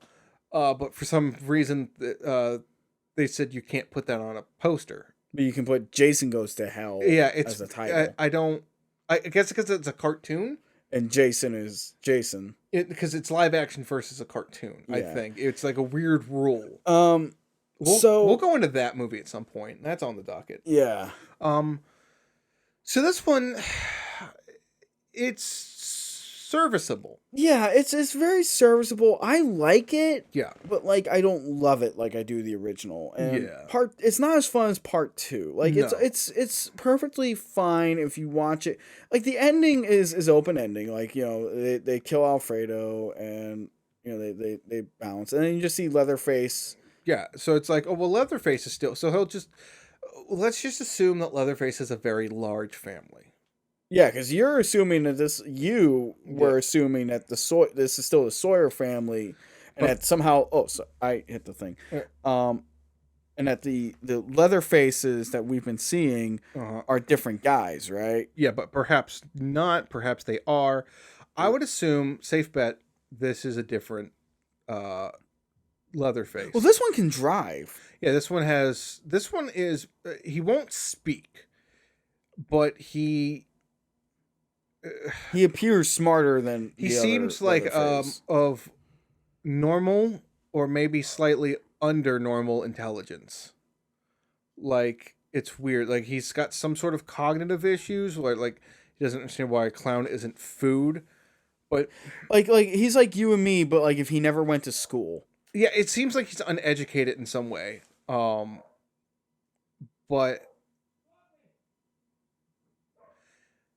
he seems uneducated, but like cognitively normal. Yeah, like he was just like a normal-ish guy, like born normal, but just was never put in the education system. Yeah, which I mean, like, the family of cannibals. So like, and he's not. He can't speak. He seems to be some sort of mute. Right. And this will change the fourth one. Oh, it will. I really like the fourth one. What? Yeah, because it's so let's talk about the fourth one. Well, what's your final opinion on the third? So this one, if honest to God, you change Leatherface to anybody else. Literally just like change his appearance. Say it's not Leatherface. Like maybe he's wearing, call him Skin Freak. Yeah, like maybe he's Skin Freak, or instead of him wearing a leather human skin, he wants to wear like a gimp mask. No, yeah, or something like. Now I'm imagining him like you're just picturing Leatherface with like a ball gag. Yeah, like what if he's just wearing like a leather like a leather face, like yeah, a gimp mask, or like make him like Chainsaw Man from like Resident Evil, where he's just like got like a paper bag over his head. It's like a leather burlap sack type thing. So Jason from part 2. And you could have called this like Wrong Turn in Texas or something like Which that. is basically, yeah, Wrong Turn is basically just Diet Texas Chainsaw Massacre. No, it's I mean it. We'll go through the wrong turns at some point. Oh God, there's like 20 of them.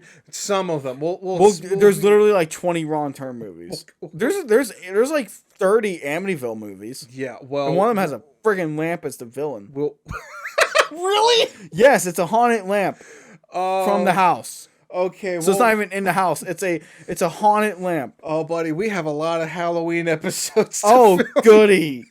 Let's get the booger sugar. So this one, honestly, you could have called it something else, and Yeah, and it still would have been fine.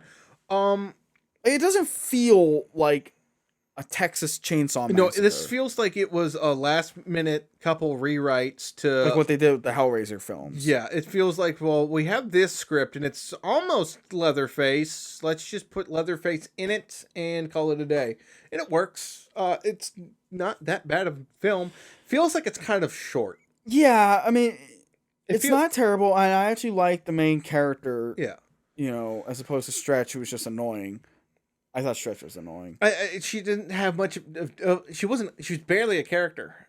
Who, Stretch? Yeah. Yeah. And then she has character growth, but it's also barely a character. Like, that's the thing, is that women in horror barely characters most of the time. I mean, Sally Hardesty is still the most character that we would get until I think like the remake. I mean, that's why I think Halloween is so much, is because Laurie Strode. Strode is a character, and she's like the typical girl next door who gets stalked by a crazy person. Yeah, like and that we won't see like there's a horror test. A lot of people give like new horror writers, like, okay, look at your script. Find these things and how fast in the script do they happen? Do these women have, how many women have names that you're going to kill? How many of them get nude without having a name? Like, how much of them have growth? Do they pass the Bechdel test, you know? Yeah, that occurs to me. There's no nudity in any of these movies. Like in none of them. Well, except for that one. Well, yeah, I was just saying that when the one with the cow head. Huh? I don't remember a cow head. You don't remember Leatherface wearing a cow's head? No. Oh, God. Which one was this? The one that you're thinking of. 4? No. The other one that's called Leatherface. The prequel? Sequel? Sure, buddy. Sure. Well, which one are you talking about? We'll get to that one. In the next episode? In the next like timeline. Oh, okay. After the remake. Because I don't. You don't remember Cowhead Leatherface? No, because I don't. Where he was like a normal looking dude and like he gets shot and again, like he turns like the form. I'm watching all of these for the first time, dude. No, you saw this one with me, and I told you, why did you bring this evil in my house? Oh, that one. Yes. We skipped forward through that. I completely forgot. Yeah, because it was stupid. Yeah, that was the Bulgarian. Oh, the Bulgarian ones. We'll call those the Bulgarian. Because they're filmed in Bulgaria. So this one perfectly serviceable, like a 3 out of 5. So like I liked everything about it. Really, there's nothing wrong. It's interesting. Yeah, I mean, it does kind of drag a little bit. Yeah.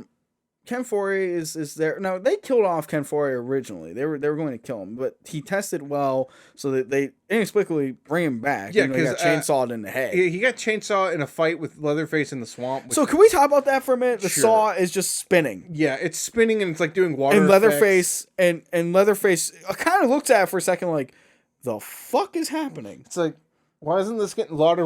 Like the second it hits like submerging water, it should have just died, but whatever. It just keeps on spinning. Movie magic. He gets hit in the head and you think, oh, well, he's dead and he's drowning. But no, he survives. And Leatherface gets fucking beaten for his lunch money. Yeah, he gets roughed up. By Michelle. Yeah. She like smacks him with a rock, and that's her character growth. Yeah, because she couldn't kill an armadillo. That like they hit. And they all the animals had tags on them. And that was the thing I think that Tech was doing, like he was like messing with them or something, Or I don't know. Maybe man. like they were never like being explained it. planted to like That's what I think. Yeah, slow people. It's I don't. it's a weird. It could have This just movie feels like it has a lot of ideas. it could but have just then- been a weird like prop thing Yeah. that they figured, and no one's gonna notice. I don't know. So let's talk about 4. And You really want to talk about 4? I really want to talk about 4.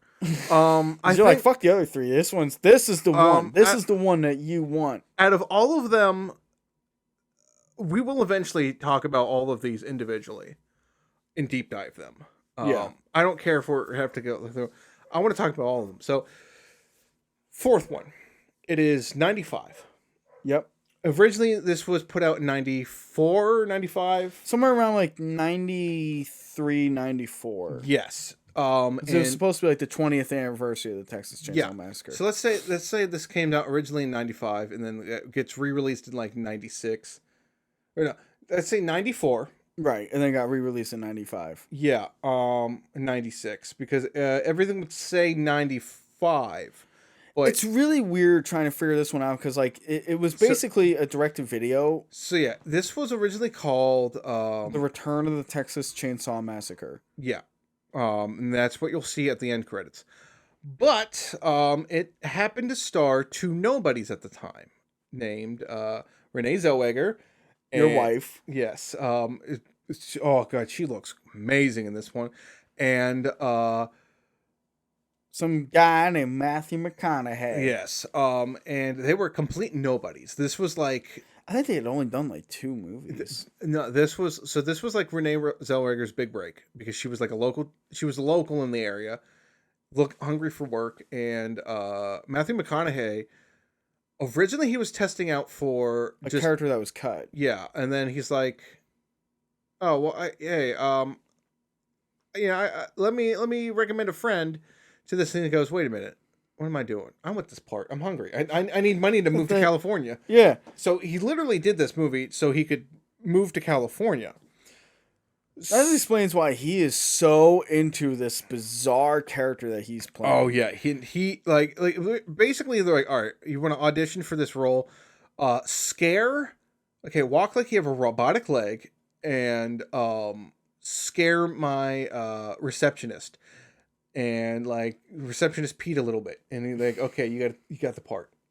Basically. Now, this one was directed by the writer of the original movie, Kim Henkel. Yeah, And his whole thing was, going back to Ed Gein, he wanted it to be more akin to Ed Gein. yeah, but it was also the '90s, Yeah. and the popular And thing- Ed was dead Yeah. by that point. yeah, Ed was dead.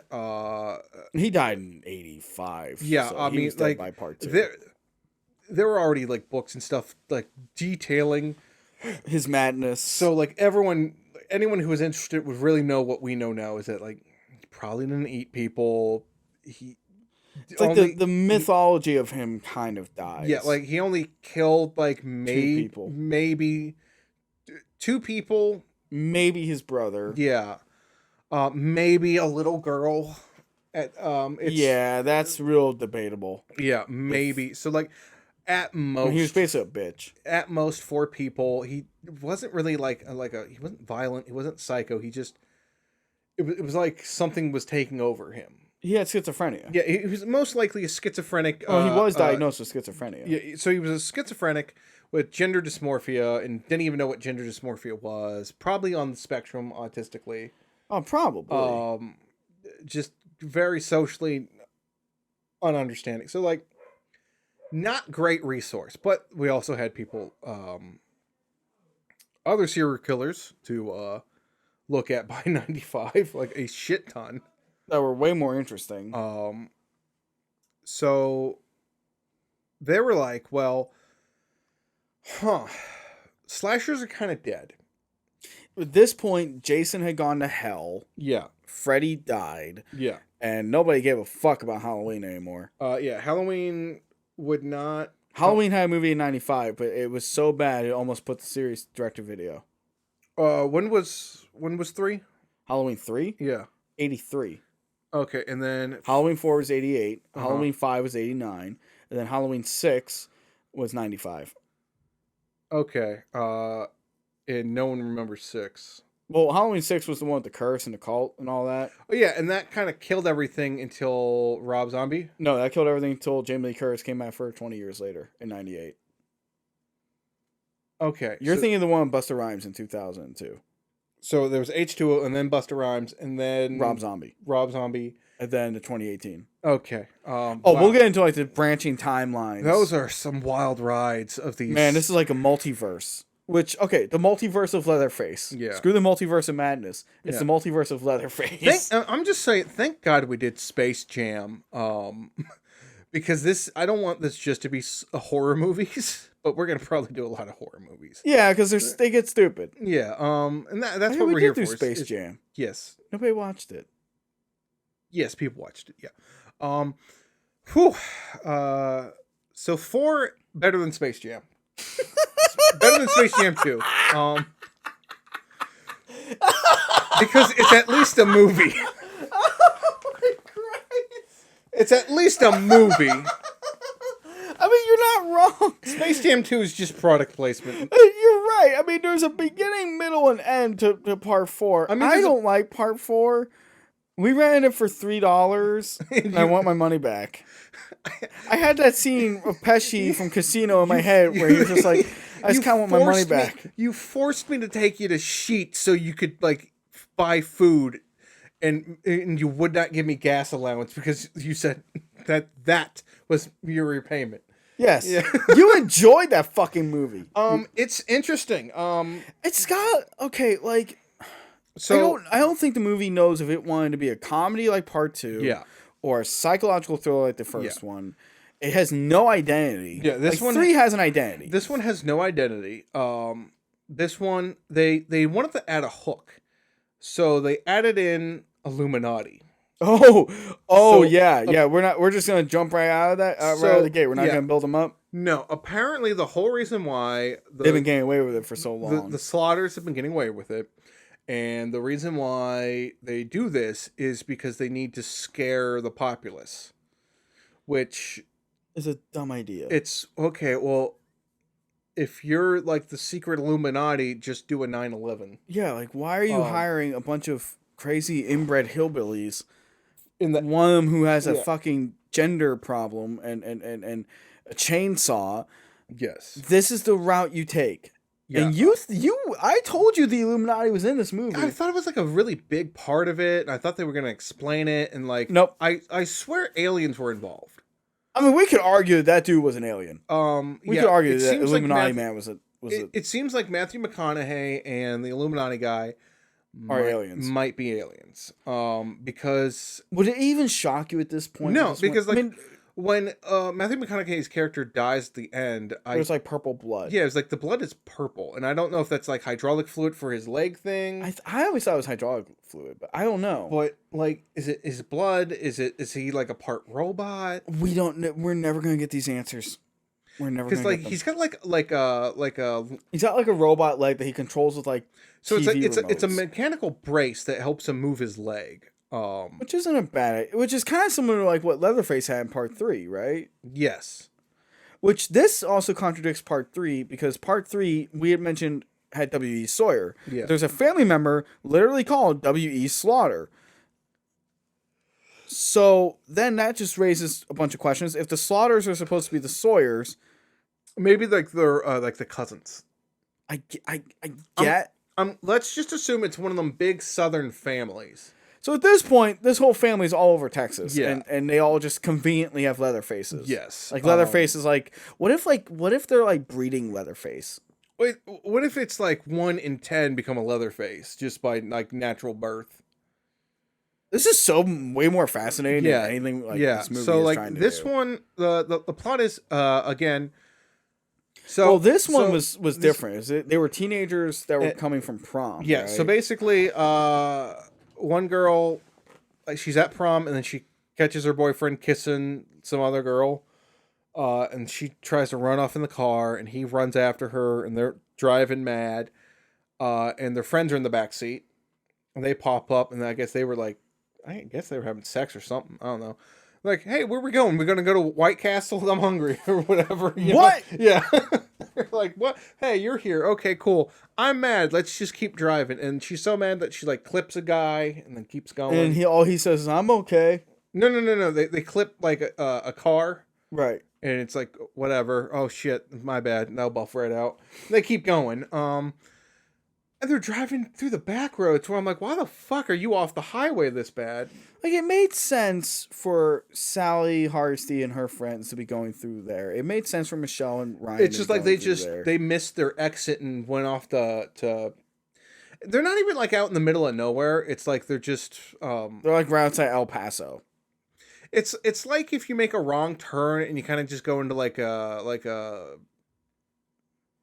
Not like the suburbs, but like kind of like farmland. Kind of like where we're at. Yeah, it's not. You see it around here all the time. It's very predictable. They just made like they went off the road and they're kind of like an unpaved area. Yeah, it's not like creepy Sawyer Town. It's just kind of like the back. They hit the back roads basically. Yeah. And then they crash into a guy, comes out of nowhere, and he's bad luck. Yeah, and he's credited as I'm not like he's like I'm okay. I'm okay, which I'm like, what? The guy just says I'm okay, and then like drops dead. Yeah, and like you find out later. So then they go to evil Peggy Hill's like place. Okay, so they wander through the woods for what felt like 2 hours. I swear to God, dude, they were in this, like, they're just talking. And like we zoned out. Yeah, this part you kind of zone out. They just walk through the woods. They find the trailer. I guess it's a real estate agent. It felt like a real estate agent. She's just like a real estate agent. Yeah, I thought she was a real estate agent. I guess it's a towing company thing. No, because I don't know. She calls Vilmer, who is Matthew McConaughey. Matthew McConaughey. He's the tow truck guy. Goes to the car. Snaps the neck of the one guy. He's like, the guy's dead. Like, no, he's not. He's talking and he just snaps his neck. He's like, dead now. That was actually a good part. I was like, he's dead now. He's like, oh, this guy. Oh, okay. Because you're thinking, oh, Matthew McConaughey's got like a bit part. No, he's like the main villain of this movie. Yeah, you think, oh, like Leatherface has taken such a backseat. Like you think, oh, he's the red herring. He's just kind of a creepy guy because he's got like the leg brace. Like, oh shit, it's Leatherface. Wait a minute, no. And, it's some nobody. Red herring. Then he snaps and like, oh, this is the villain. Shit. SpaghettiOs. So then, he grabs them.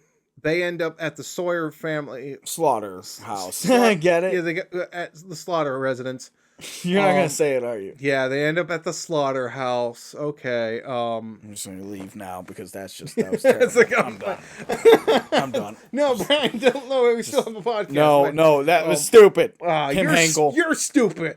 This movie's stupid. You like this stupid movie? It's because it has your wife. It's because it's just it's a wild ride. It is a wild ride. Kids end up at the house. They meet Leatherface. They meet the family. Can we talk about Leatherface for a minute? Let's talk about this. Let me get through the plot real quick. All right. They meet the family. The family kills a bunch of them. Renee Zellweger runs all through this house, in and out, like a dog that doesn't know what it's gonna do.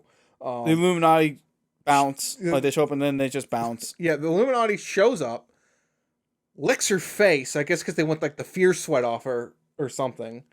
You got me, man. This is. It's revealed that like they do all this weird shit for the Illuminati's sake.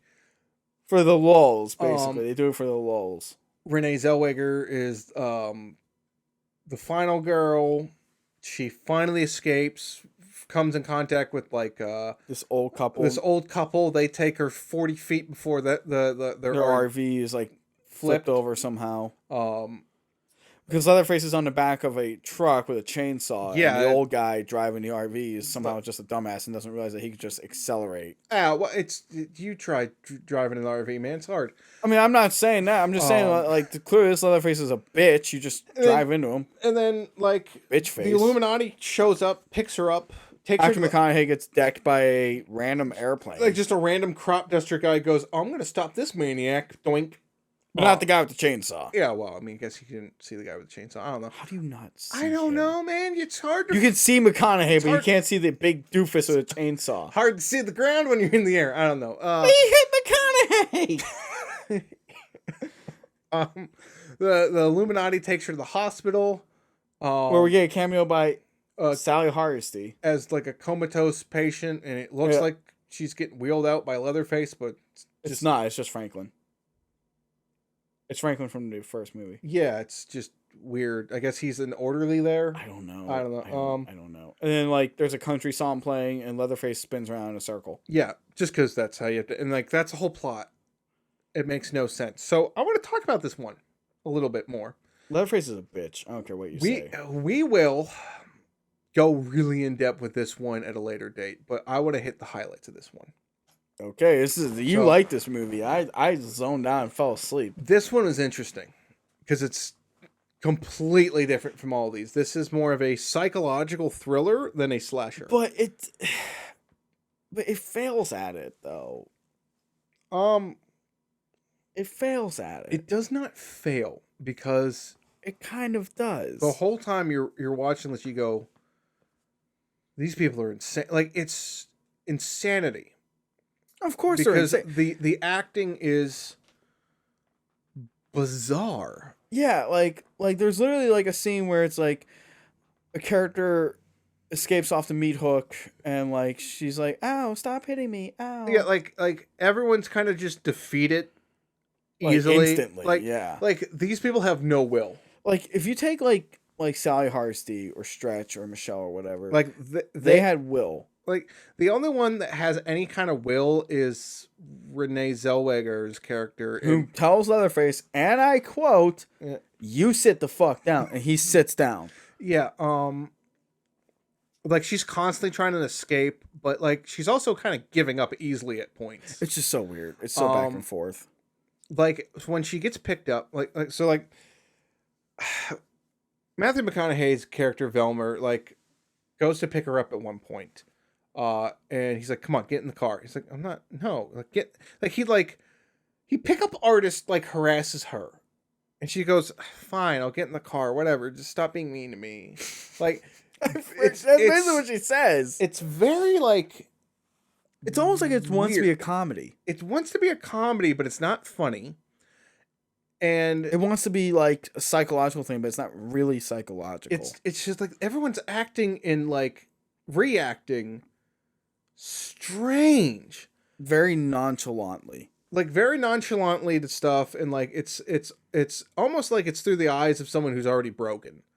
Because like Vilmer is really like wants you to see like the pain he inflicted on his friends. Like, come on, look, I fucking killed your friends. Which, okay, if McConaughey was in like part 3, Yeah, if that character was in part 3, part 3 would be amazing. yeah.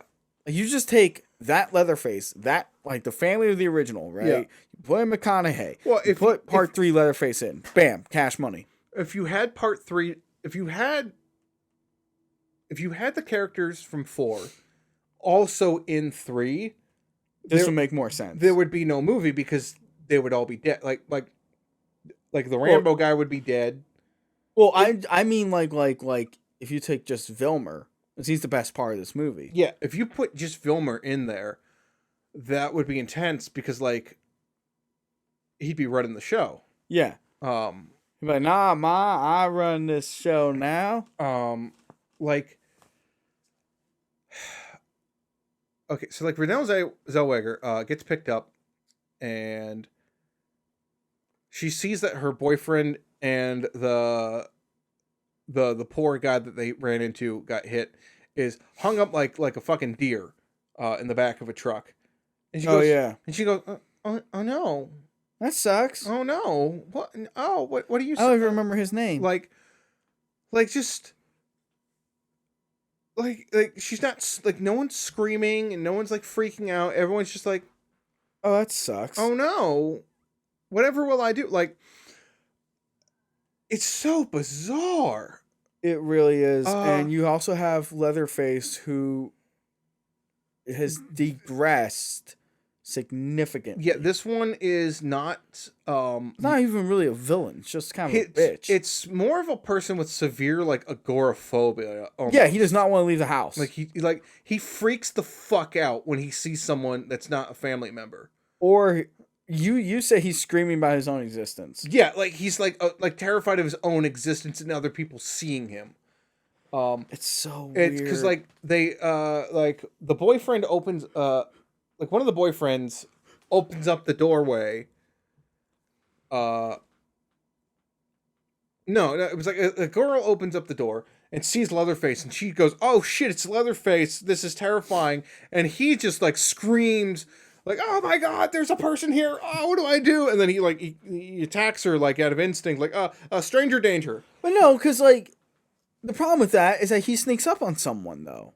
Yeah, he doesn't freak out when he first sees them. Yeah, no, he doesn't freak out. And Leatherface, as weird of a sentence as this is going to sound, makes no sense. He makes like absolute like his actions are weird. Like he's like freaking out when he see contacts person, but he's like sniffing this girl's hair. Like There's like 3 different movies happening. Like here. he doesn't want to kill the one girl, so he keeps just putting her in a like a storage freezer. Yeah, like a chest freezer. Like he puts like a weight on top of it because he doesn't realize he can just kill her. Well, because she keeps trying to get out like a cartoon character. He's like, he puts a weight on it to like keep her in there. He's like, oh, what do I do? What do I do? And I think like he even like wipes his head or something like that. He's like, ah. Yeah. When he kills the boyfriend, he does it like he's panicking. Yeah. Well, he hits him with a hammer. Yeah. This is like a quasi. Okay, so like this is like a quasi remake of the original. Yeah. But it's also a sequel because it does mention like that there were 2 other events that happened. Yeah, and like it mirrors like scenes from the first one. Right. Like you like when he went to go grab the one girl who he eventually puts on a meat hook. It's the exact same. Yeah, like dragging her into the room. It's almost this verbatim the exact same thing. Like it's weird. At one point, Renee Zellweger is tied up in like the back of a trunk, and she's like screaming and moaning, and like there's a drive-through pizza place, which I still can't believe. That doesn't make sense. Leatherface's family picks up pizza. Yeah, then they're not cannibals. They just this one's not like they're not cannibals. They're really like they're just killing people to kill people. But like their house is decorated in like people like Ed Gein, but like it's almost like they took like the Spark Notes version of Ed. No, it's a more true Ed Gein where like they don't. That's true. They don't eat people. They're just cutting them up for funds. Yeah, well, he wanted to be a woman. Yeah. So I don't know. It's so. But bizarre. this Leatherface is way more feminine than this one is very much the one with dysmorphia, big time and whatnot. Like she's in the back of this trunk moaning and groaning, and like the pizza dude's like, "What do you have in the trunk?" She's like, "I got something tied up back there. You want to see?" Goes, "I better not. I'll get in trouble if I leave my kiosk." So really? Okay. And then their cops are like 2 feet behind her, and she's talking like, "Stop groaning, and I'll cut an air hole for you." She's like, "Okay, I'll be good."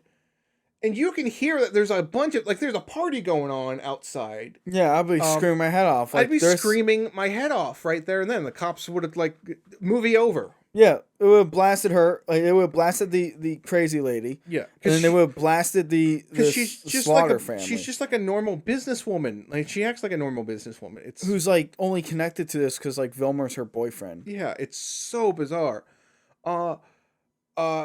When Grandpa's there. Yeah, Grandpa's like just a corpse they filled with blood. No, that's part 3. So part 3 had Grandpa. No, 4. Oh, there's a different Grandpa. Yeah, remember because this Grandpa literally just got up and bounced. Yeah, like he's like a different Grandpa, and like the Illuminati shows up, and he's like, "Well, that's my cue to leave," and he's walking. He's like, "I'm gonna go watch football." Yes, he just leaves to the other room and says, "Fuck all this." He's like just sitting there like, "They done yet?" Yeah. Oh God, Leatherface, stop fucking up the door. Like the one friend is trying to crawl away, and she's clearly lost some blood, and she's tired from like being on a meat hook. And she's like limping away, and like they light her on fire. And the one lady just like beats her with a stick a little bit. It's like, "Stop it, I'll be good." Like it's literally that tone, like the tone you guys just heard Steve take. Yeah, it's like, "Ow, stop it, I'll be good." Yeah, it's like it's like they're just broken characters, like instantly broken characters. Like Renee Zellweger tries to get her friend and trying to just pick him up and just like, come on, let's fucking just walk out of here. Fuck Like, we this could place. literally just leave. These people are idiots. And she's like, no, 5 more minutes. Like, she's, I guess, maybe they drugged her or something. I don't know, I don't know, man. I don't know. They light her on fire, and then she finally just drops dead because she was on fire for like a little bit. It's like nothing. You're asking the wrong guy. Like nothing makes sense. It's like a fever dream of a movie. Yeah. And so was the production of this. Apparently, it was like what 30, not even a 30-day shoot. Yeah, this is like a definition of a guilty pleasure movie. Yeah, you love this. I don't. Because you watch this movie and go, wow, this is fucking insane. But not in a good way. No, it's insane in a good way because it's like, wow, this is like batshit crazy. I mean, they all are except for 3. 3 was pretty much by the like numbers. This one is like genuine, like nothing. Like you're just tearing your hair out. Going like, what is happening?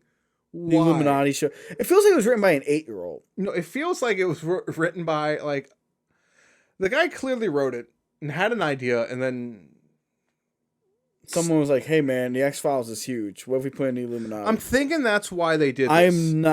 I can't find any information that corroborates that, but like I am solely convinced that's why the Illuminati is in the X-Files came out in what, 1990? 92, I think. Yeah, but like aliens and stuff were the big thing. So yeah, like very like counterculture, aliens, stuff like that. Like yeah. So like X-Files type stuff was like the new hotness. That's why the X-Files came about, because it was the new hotness, aliens. So they threw Illuminati and all that shit in there. Like Shadow Wars and like conspiracy theory entertainment. Unlike now, where it's very scary and sad. Scary and sad because people believe it. That's why this was made, and it's insane because like at one point, Renee Zellweger is just like screaming, and Matthew McConaughey just gets right next to her and like matches her in like intense screaming to get her to shut up. He's like, "You don't think they don't know, man? There's cameras all around here." It's implied that like they're bugged, like the Sawyers or Slaughters or whatever the hell these people are. Like they're bugged by like the feds or something. I don't know, man. This is bizarre, pants on head crazy. But like that was like that this is what killed the franchise for many years. Up until about 2003, yeah. Yeah, so like that's like almost a decade. Yeah. And it also doesn't help that like this one this one has no identity. Like this one doesn't know what it wants. It doesn't know what it wants, and it doesn't seem like it was originally a Leatherface. I don't know. So all I remember reading was that Kim Henkel wanted to make it more akin to Ed Gein, which I guess he does. It does, because like there's like you saw a skin suit on like a door. The best part is the bathroom scene. The guy goes in to take a piss, which the guy's getting a shotgun to the face by W.E. Sawyer. And then he just walks into the door and locks it and goes, huh. Fuck you. And just casually goes like, I need to take a piss anyways. Goes into the stranger's bathroom. The guy's still out there with a shotgun. Yeah. Could have easily came in through the back for all you know and like shot him. Yep. Just could have blasted him. Casually taking a leak in some guy's toilet, using his feet because he knows not to touch any of this disgusting mess. He goes, hey, what's that smell? And he looks over to the bathtub and there's like just a corpse soup. Yeah. And it's terrifying looking because it's like clearly like the skin's been taken away. Yeah. And it's just like the rest of like the flesh just gooping into this bathtub. And then he looks behind him and goes, oh, look, here's the skin. There's nipples. Because I looked behind him like, why has that towel got nipples? I went, why not? Oh. Oh, that's it's a skin suit. Okay. I get it. It's Ed Gein's farmhouse. This Leatherface is like the worst Leatherface. He's terrified of existence. He's very hyper submissive. Like, mind you, Leatherface is told to sit down. Well, I mean, it was very aggressive. So he's like, I guess she's in charge. Okay. Even though you have a chainsaw right there, dude. It doesn't matter. It was funny. That scene was funny. Not gonna lie. And his masks too. They don't really look like. They're not cobbled together. These are like his going out masks. These are like he very delicately skinned someone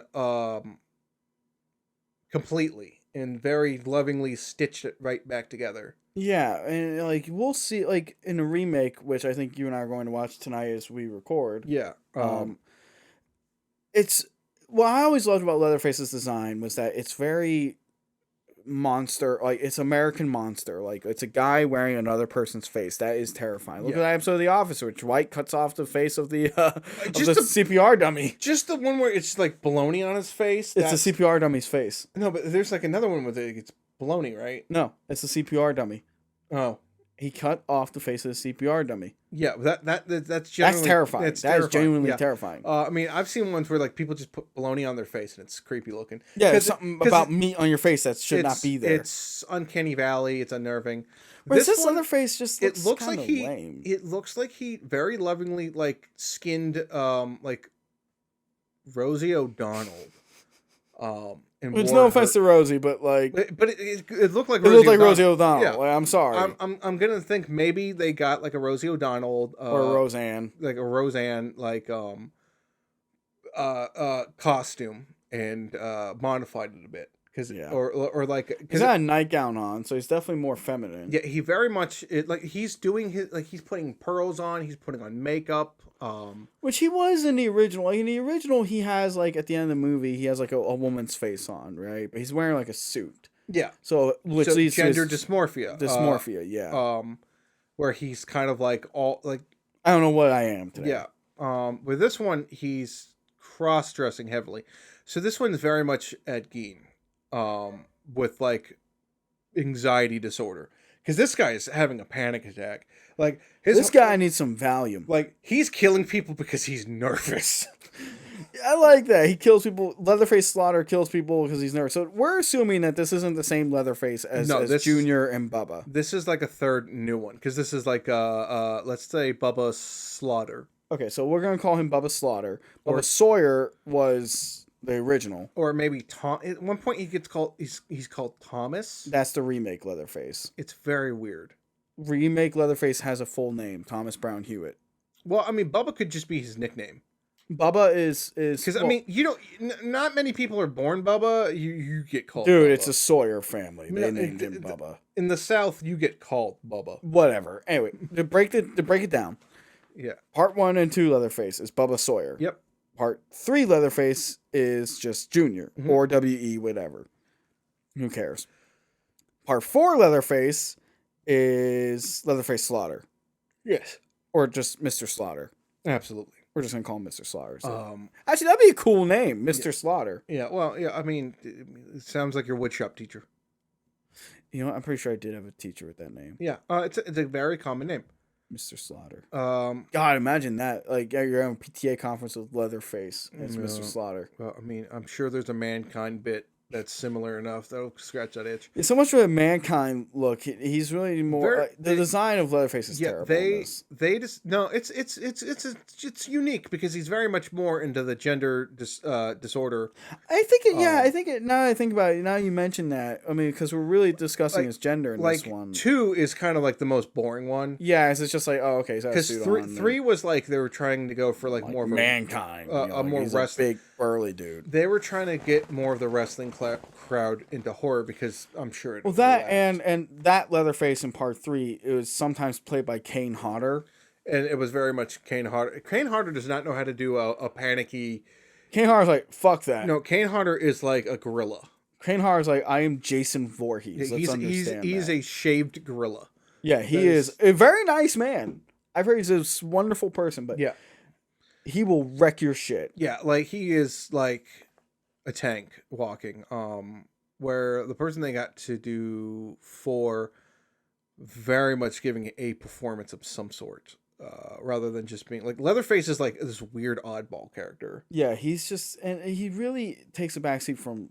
Oh no, like villain. Like Vilmer was supposed to just be some guy, and he steals the show. This is the Vilmer movie.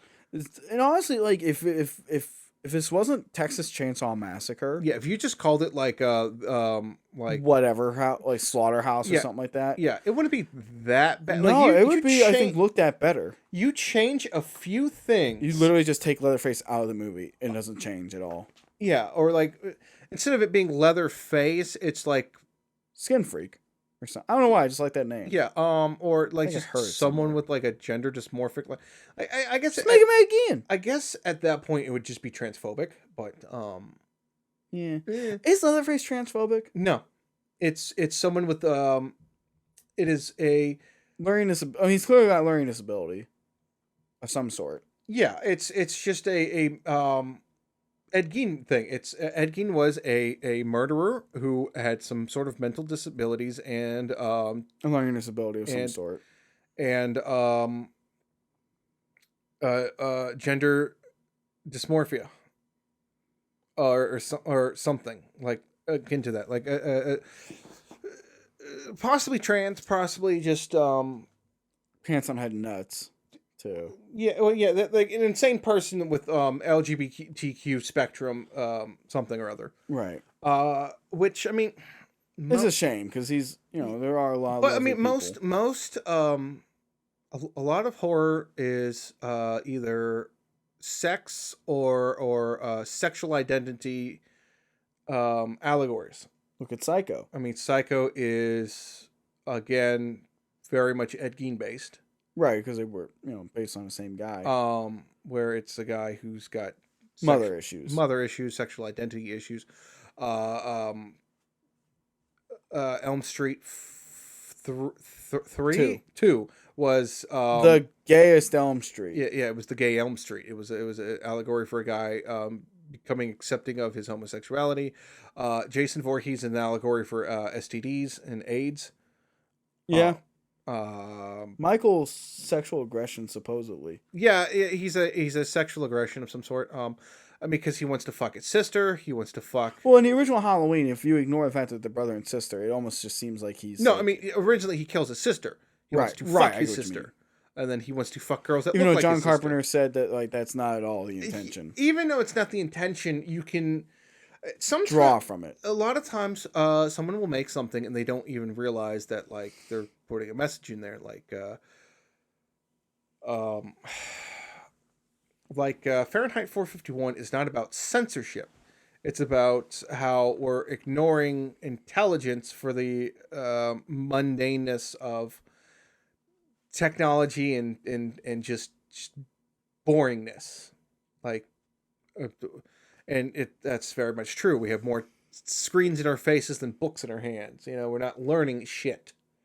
But it became about censorship because we're burning books. Books have intelligence. We don't want people smart. We want them watching TV and watching movies like Texas Chainsaw and- Massacre and- 4. and doing what they're told. Material just kind of picks up stuff without intention. Overall, I think this one is like a 2.5. Maybe I give it a 1.5. I a 3 on a good day, 2.5 on a regular day. I say watch it for one, completion's sake, and two, curiosities. Watch it for McConaughey and Zellweger's Yeah, honestly, performances. just watch. Well, you could probably find a YouTube compilation of McConaughey in the movie, and Zellweger's performance, because like they're just, it's very bizarre. it's a very bizarre movie. I don't get what they were. I get it. I get it, but I don't get it. Like I get that they were trying to do Ed Gein, but I'm like, at the same time, you're 3 movies in. Yeah, Your time for that is a bit past. yeah. I mean, this is 95. Gein's rotting away. It's Moved on. because since then, I mean, this has been through the 70s and 80s now. This has been through the 70s and 80s now. We've dealt with far worse stuff. I mean, Waco happened yet? I think so. Um, By this movie, yeah, I'm yeah, pretty sure that standoff happened. Manson. Well, Manson happened before the first movie. A bunch of other cult stuff. Bundy, Gacy, Jonestown, just yeah. crazy shit has happened. Yeah, that it makes the Texas Chainsaw Massacre and Ed Gein look like nothing. Yeah, so like all these but movies like this came out and they would eventually inspire Scream. It comes out in 95? 1995 came out the same year as Next Generation. Well, this was a re-release. So Right. originally this was called Returns. Matthew McConaughey and Renee Zellweger were a bunch of nobodies. And then 2 movies came out. They were both Zellweger had a little bit part But McConaughey starred in Dazed and Confused. Dazed and Confused, and then Reality Bites came out. So these put these two people in stardom. Right, which is why they're on the the cover, even though it's it's like a really terrible cover. So they re-edited the movie a little bit, changed the name, and put it back out as The Next Generation. Next Generation, Which still doesn't make any sense as a title. Yeah. Like, neither title works. The Return of the Texas Chainsaw Massacre. Because it's like, well, you said that there's been 2 other Texas Chainsaw Massacres since the original. Yes, but this is returning to whatever. So that's kind of like how slashers are. Texas Chainsaw Massacre 1 started the birth of the slasher, really. Right. And then immediately after doing that, it became just another humdrum of the bunch, you know? Yeah, it kind of just, like, Texas Chainsaw Massacre kind of became, like, for years in, like, slashers, I guess, until really 86 when Cannon took it. It was just like, oh, yeah, that was, like, that one movie from the 70s. Yeah, because, like, it's very strange because... It's a franchise that should have never happened. Yeah, it's a franchise that should have been a one and done. And then, like, 2 shouldn't exist, and 3 and 4 should have been like different movies. Right. They would have probably worked better as different movies. This like even for like most people know about Freddy and Jason. A lot of people know about Michael. I'd say more people know about Michael now. Texas Chainsaw was just kind of like that thing that was kind of background noise for many people, but they must have done something right because everyone could tell you who Leatherface is. Yep. Like, I think a lot of that has to do with the fact that America's boogeyman was for a long time Ed Gein. Yeah. And then other people came out, but yeah. Yeah, so that's the first 4 Texas Chainsaw Massacres. Yep. We will probably go into more detail on them in future episodes. I guess we'll come back next time with the Saw and 2003's Platinum Dunes, Michael Bay produced remake of the Texas Chainsaw Massacre. Michael Bay produced it? Yeah, it was his company. Okay. You're going to like it. I'll go start making the popcorn. Yeah. All right, see you guys later. Bye.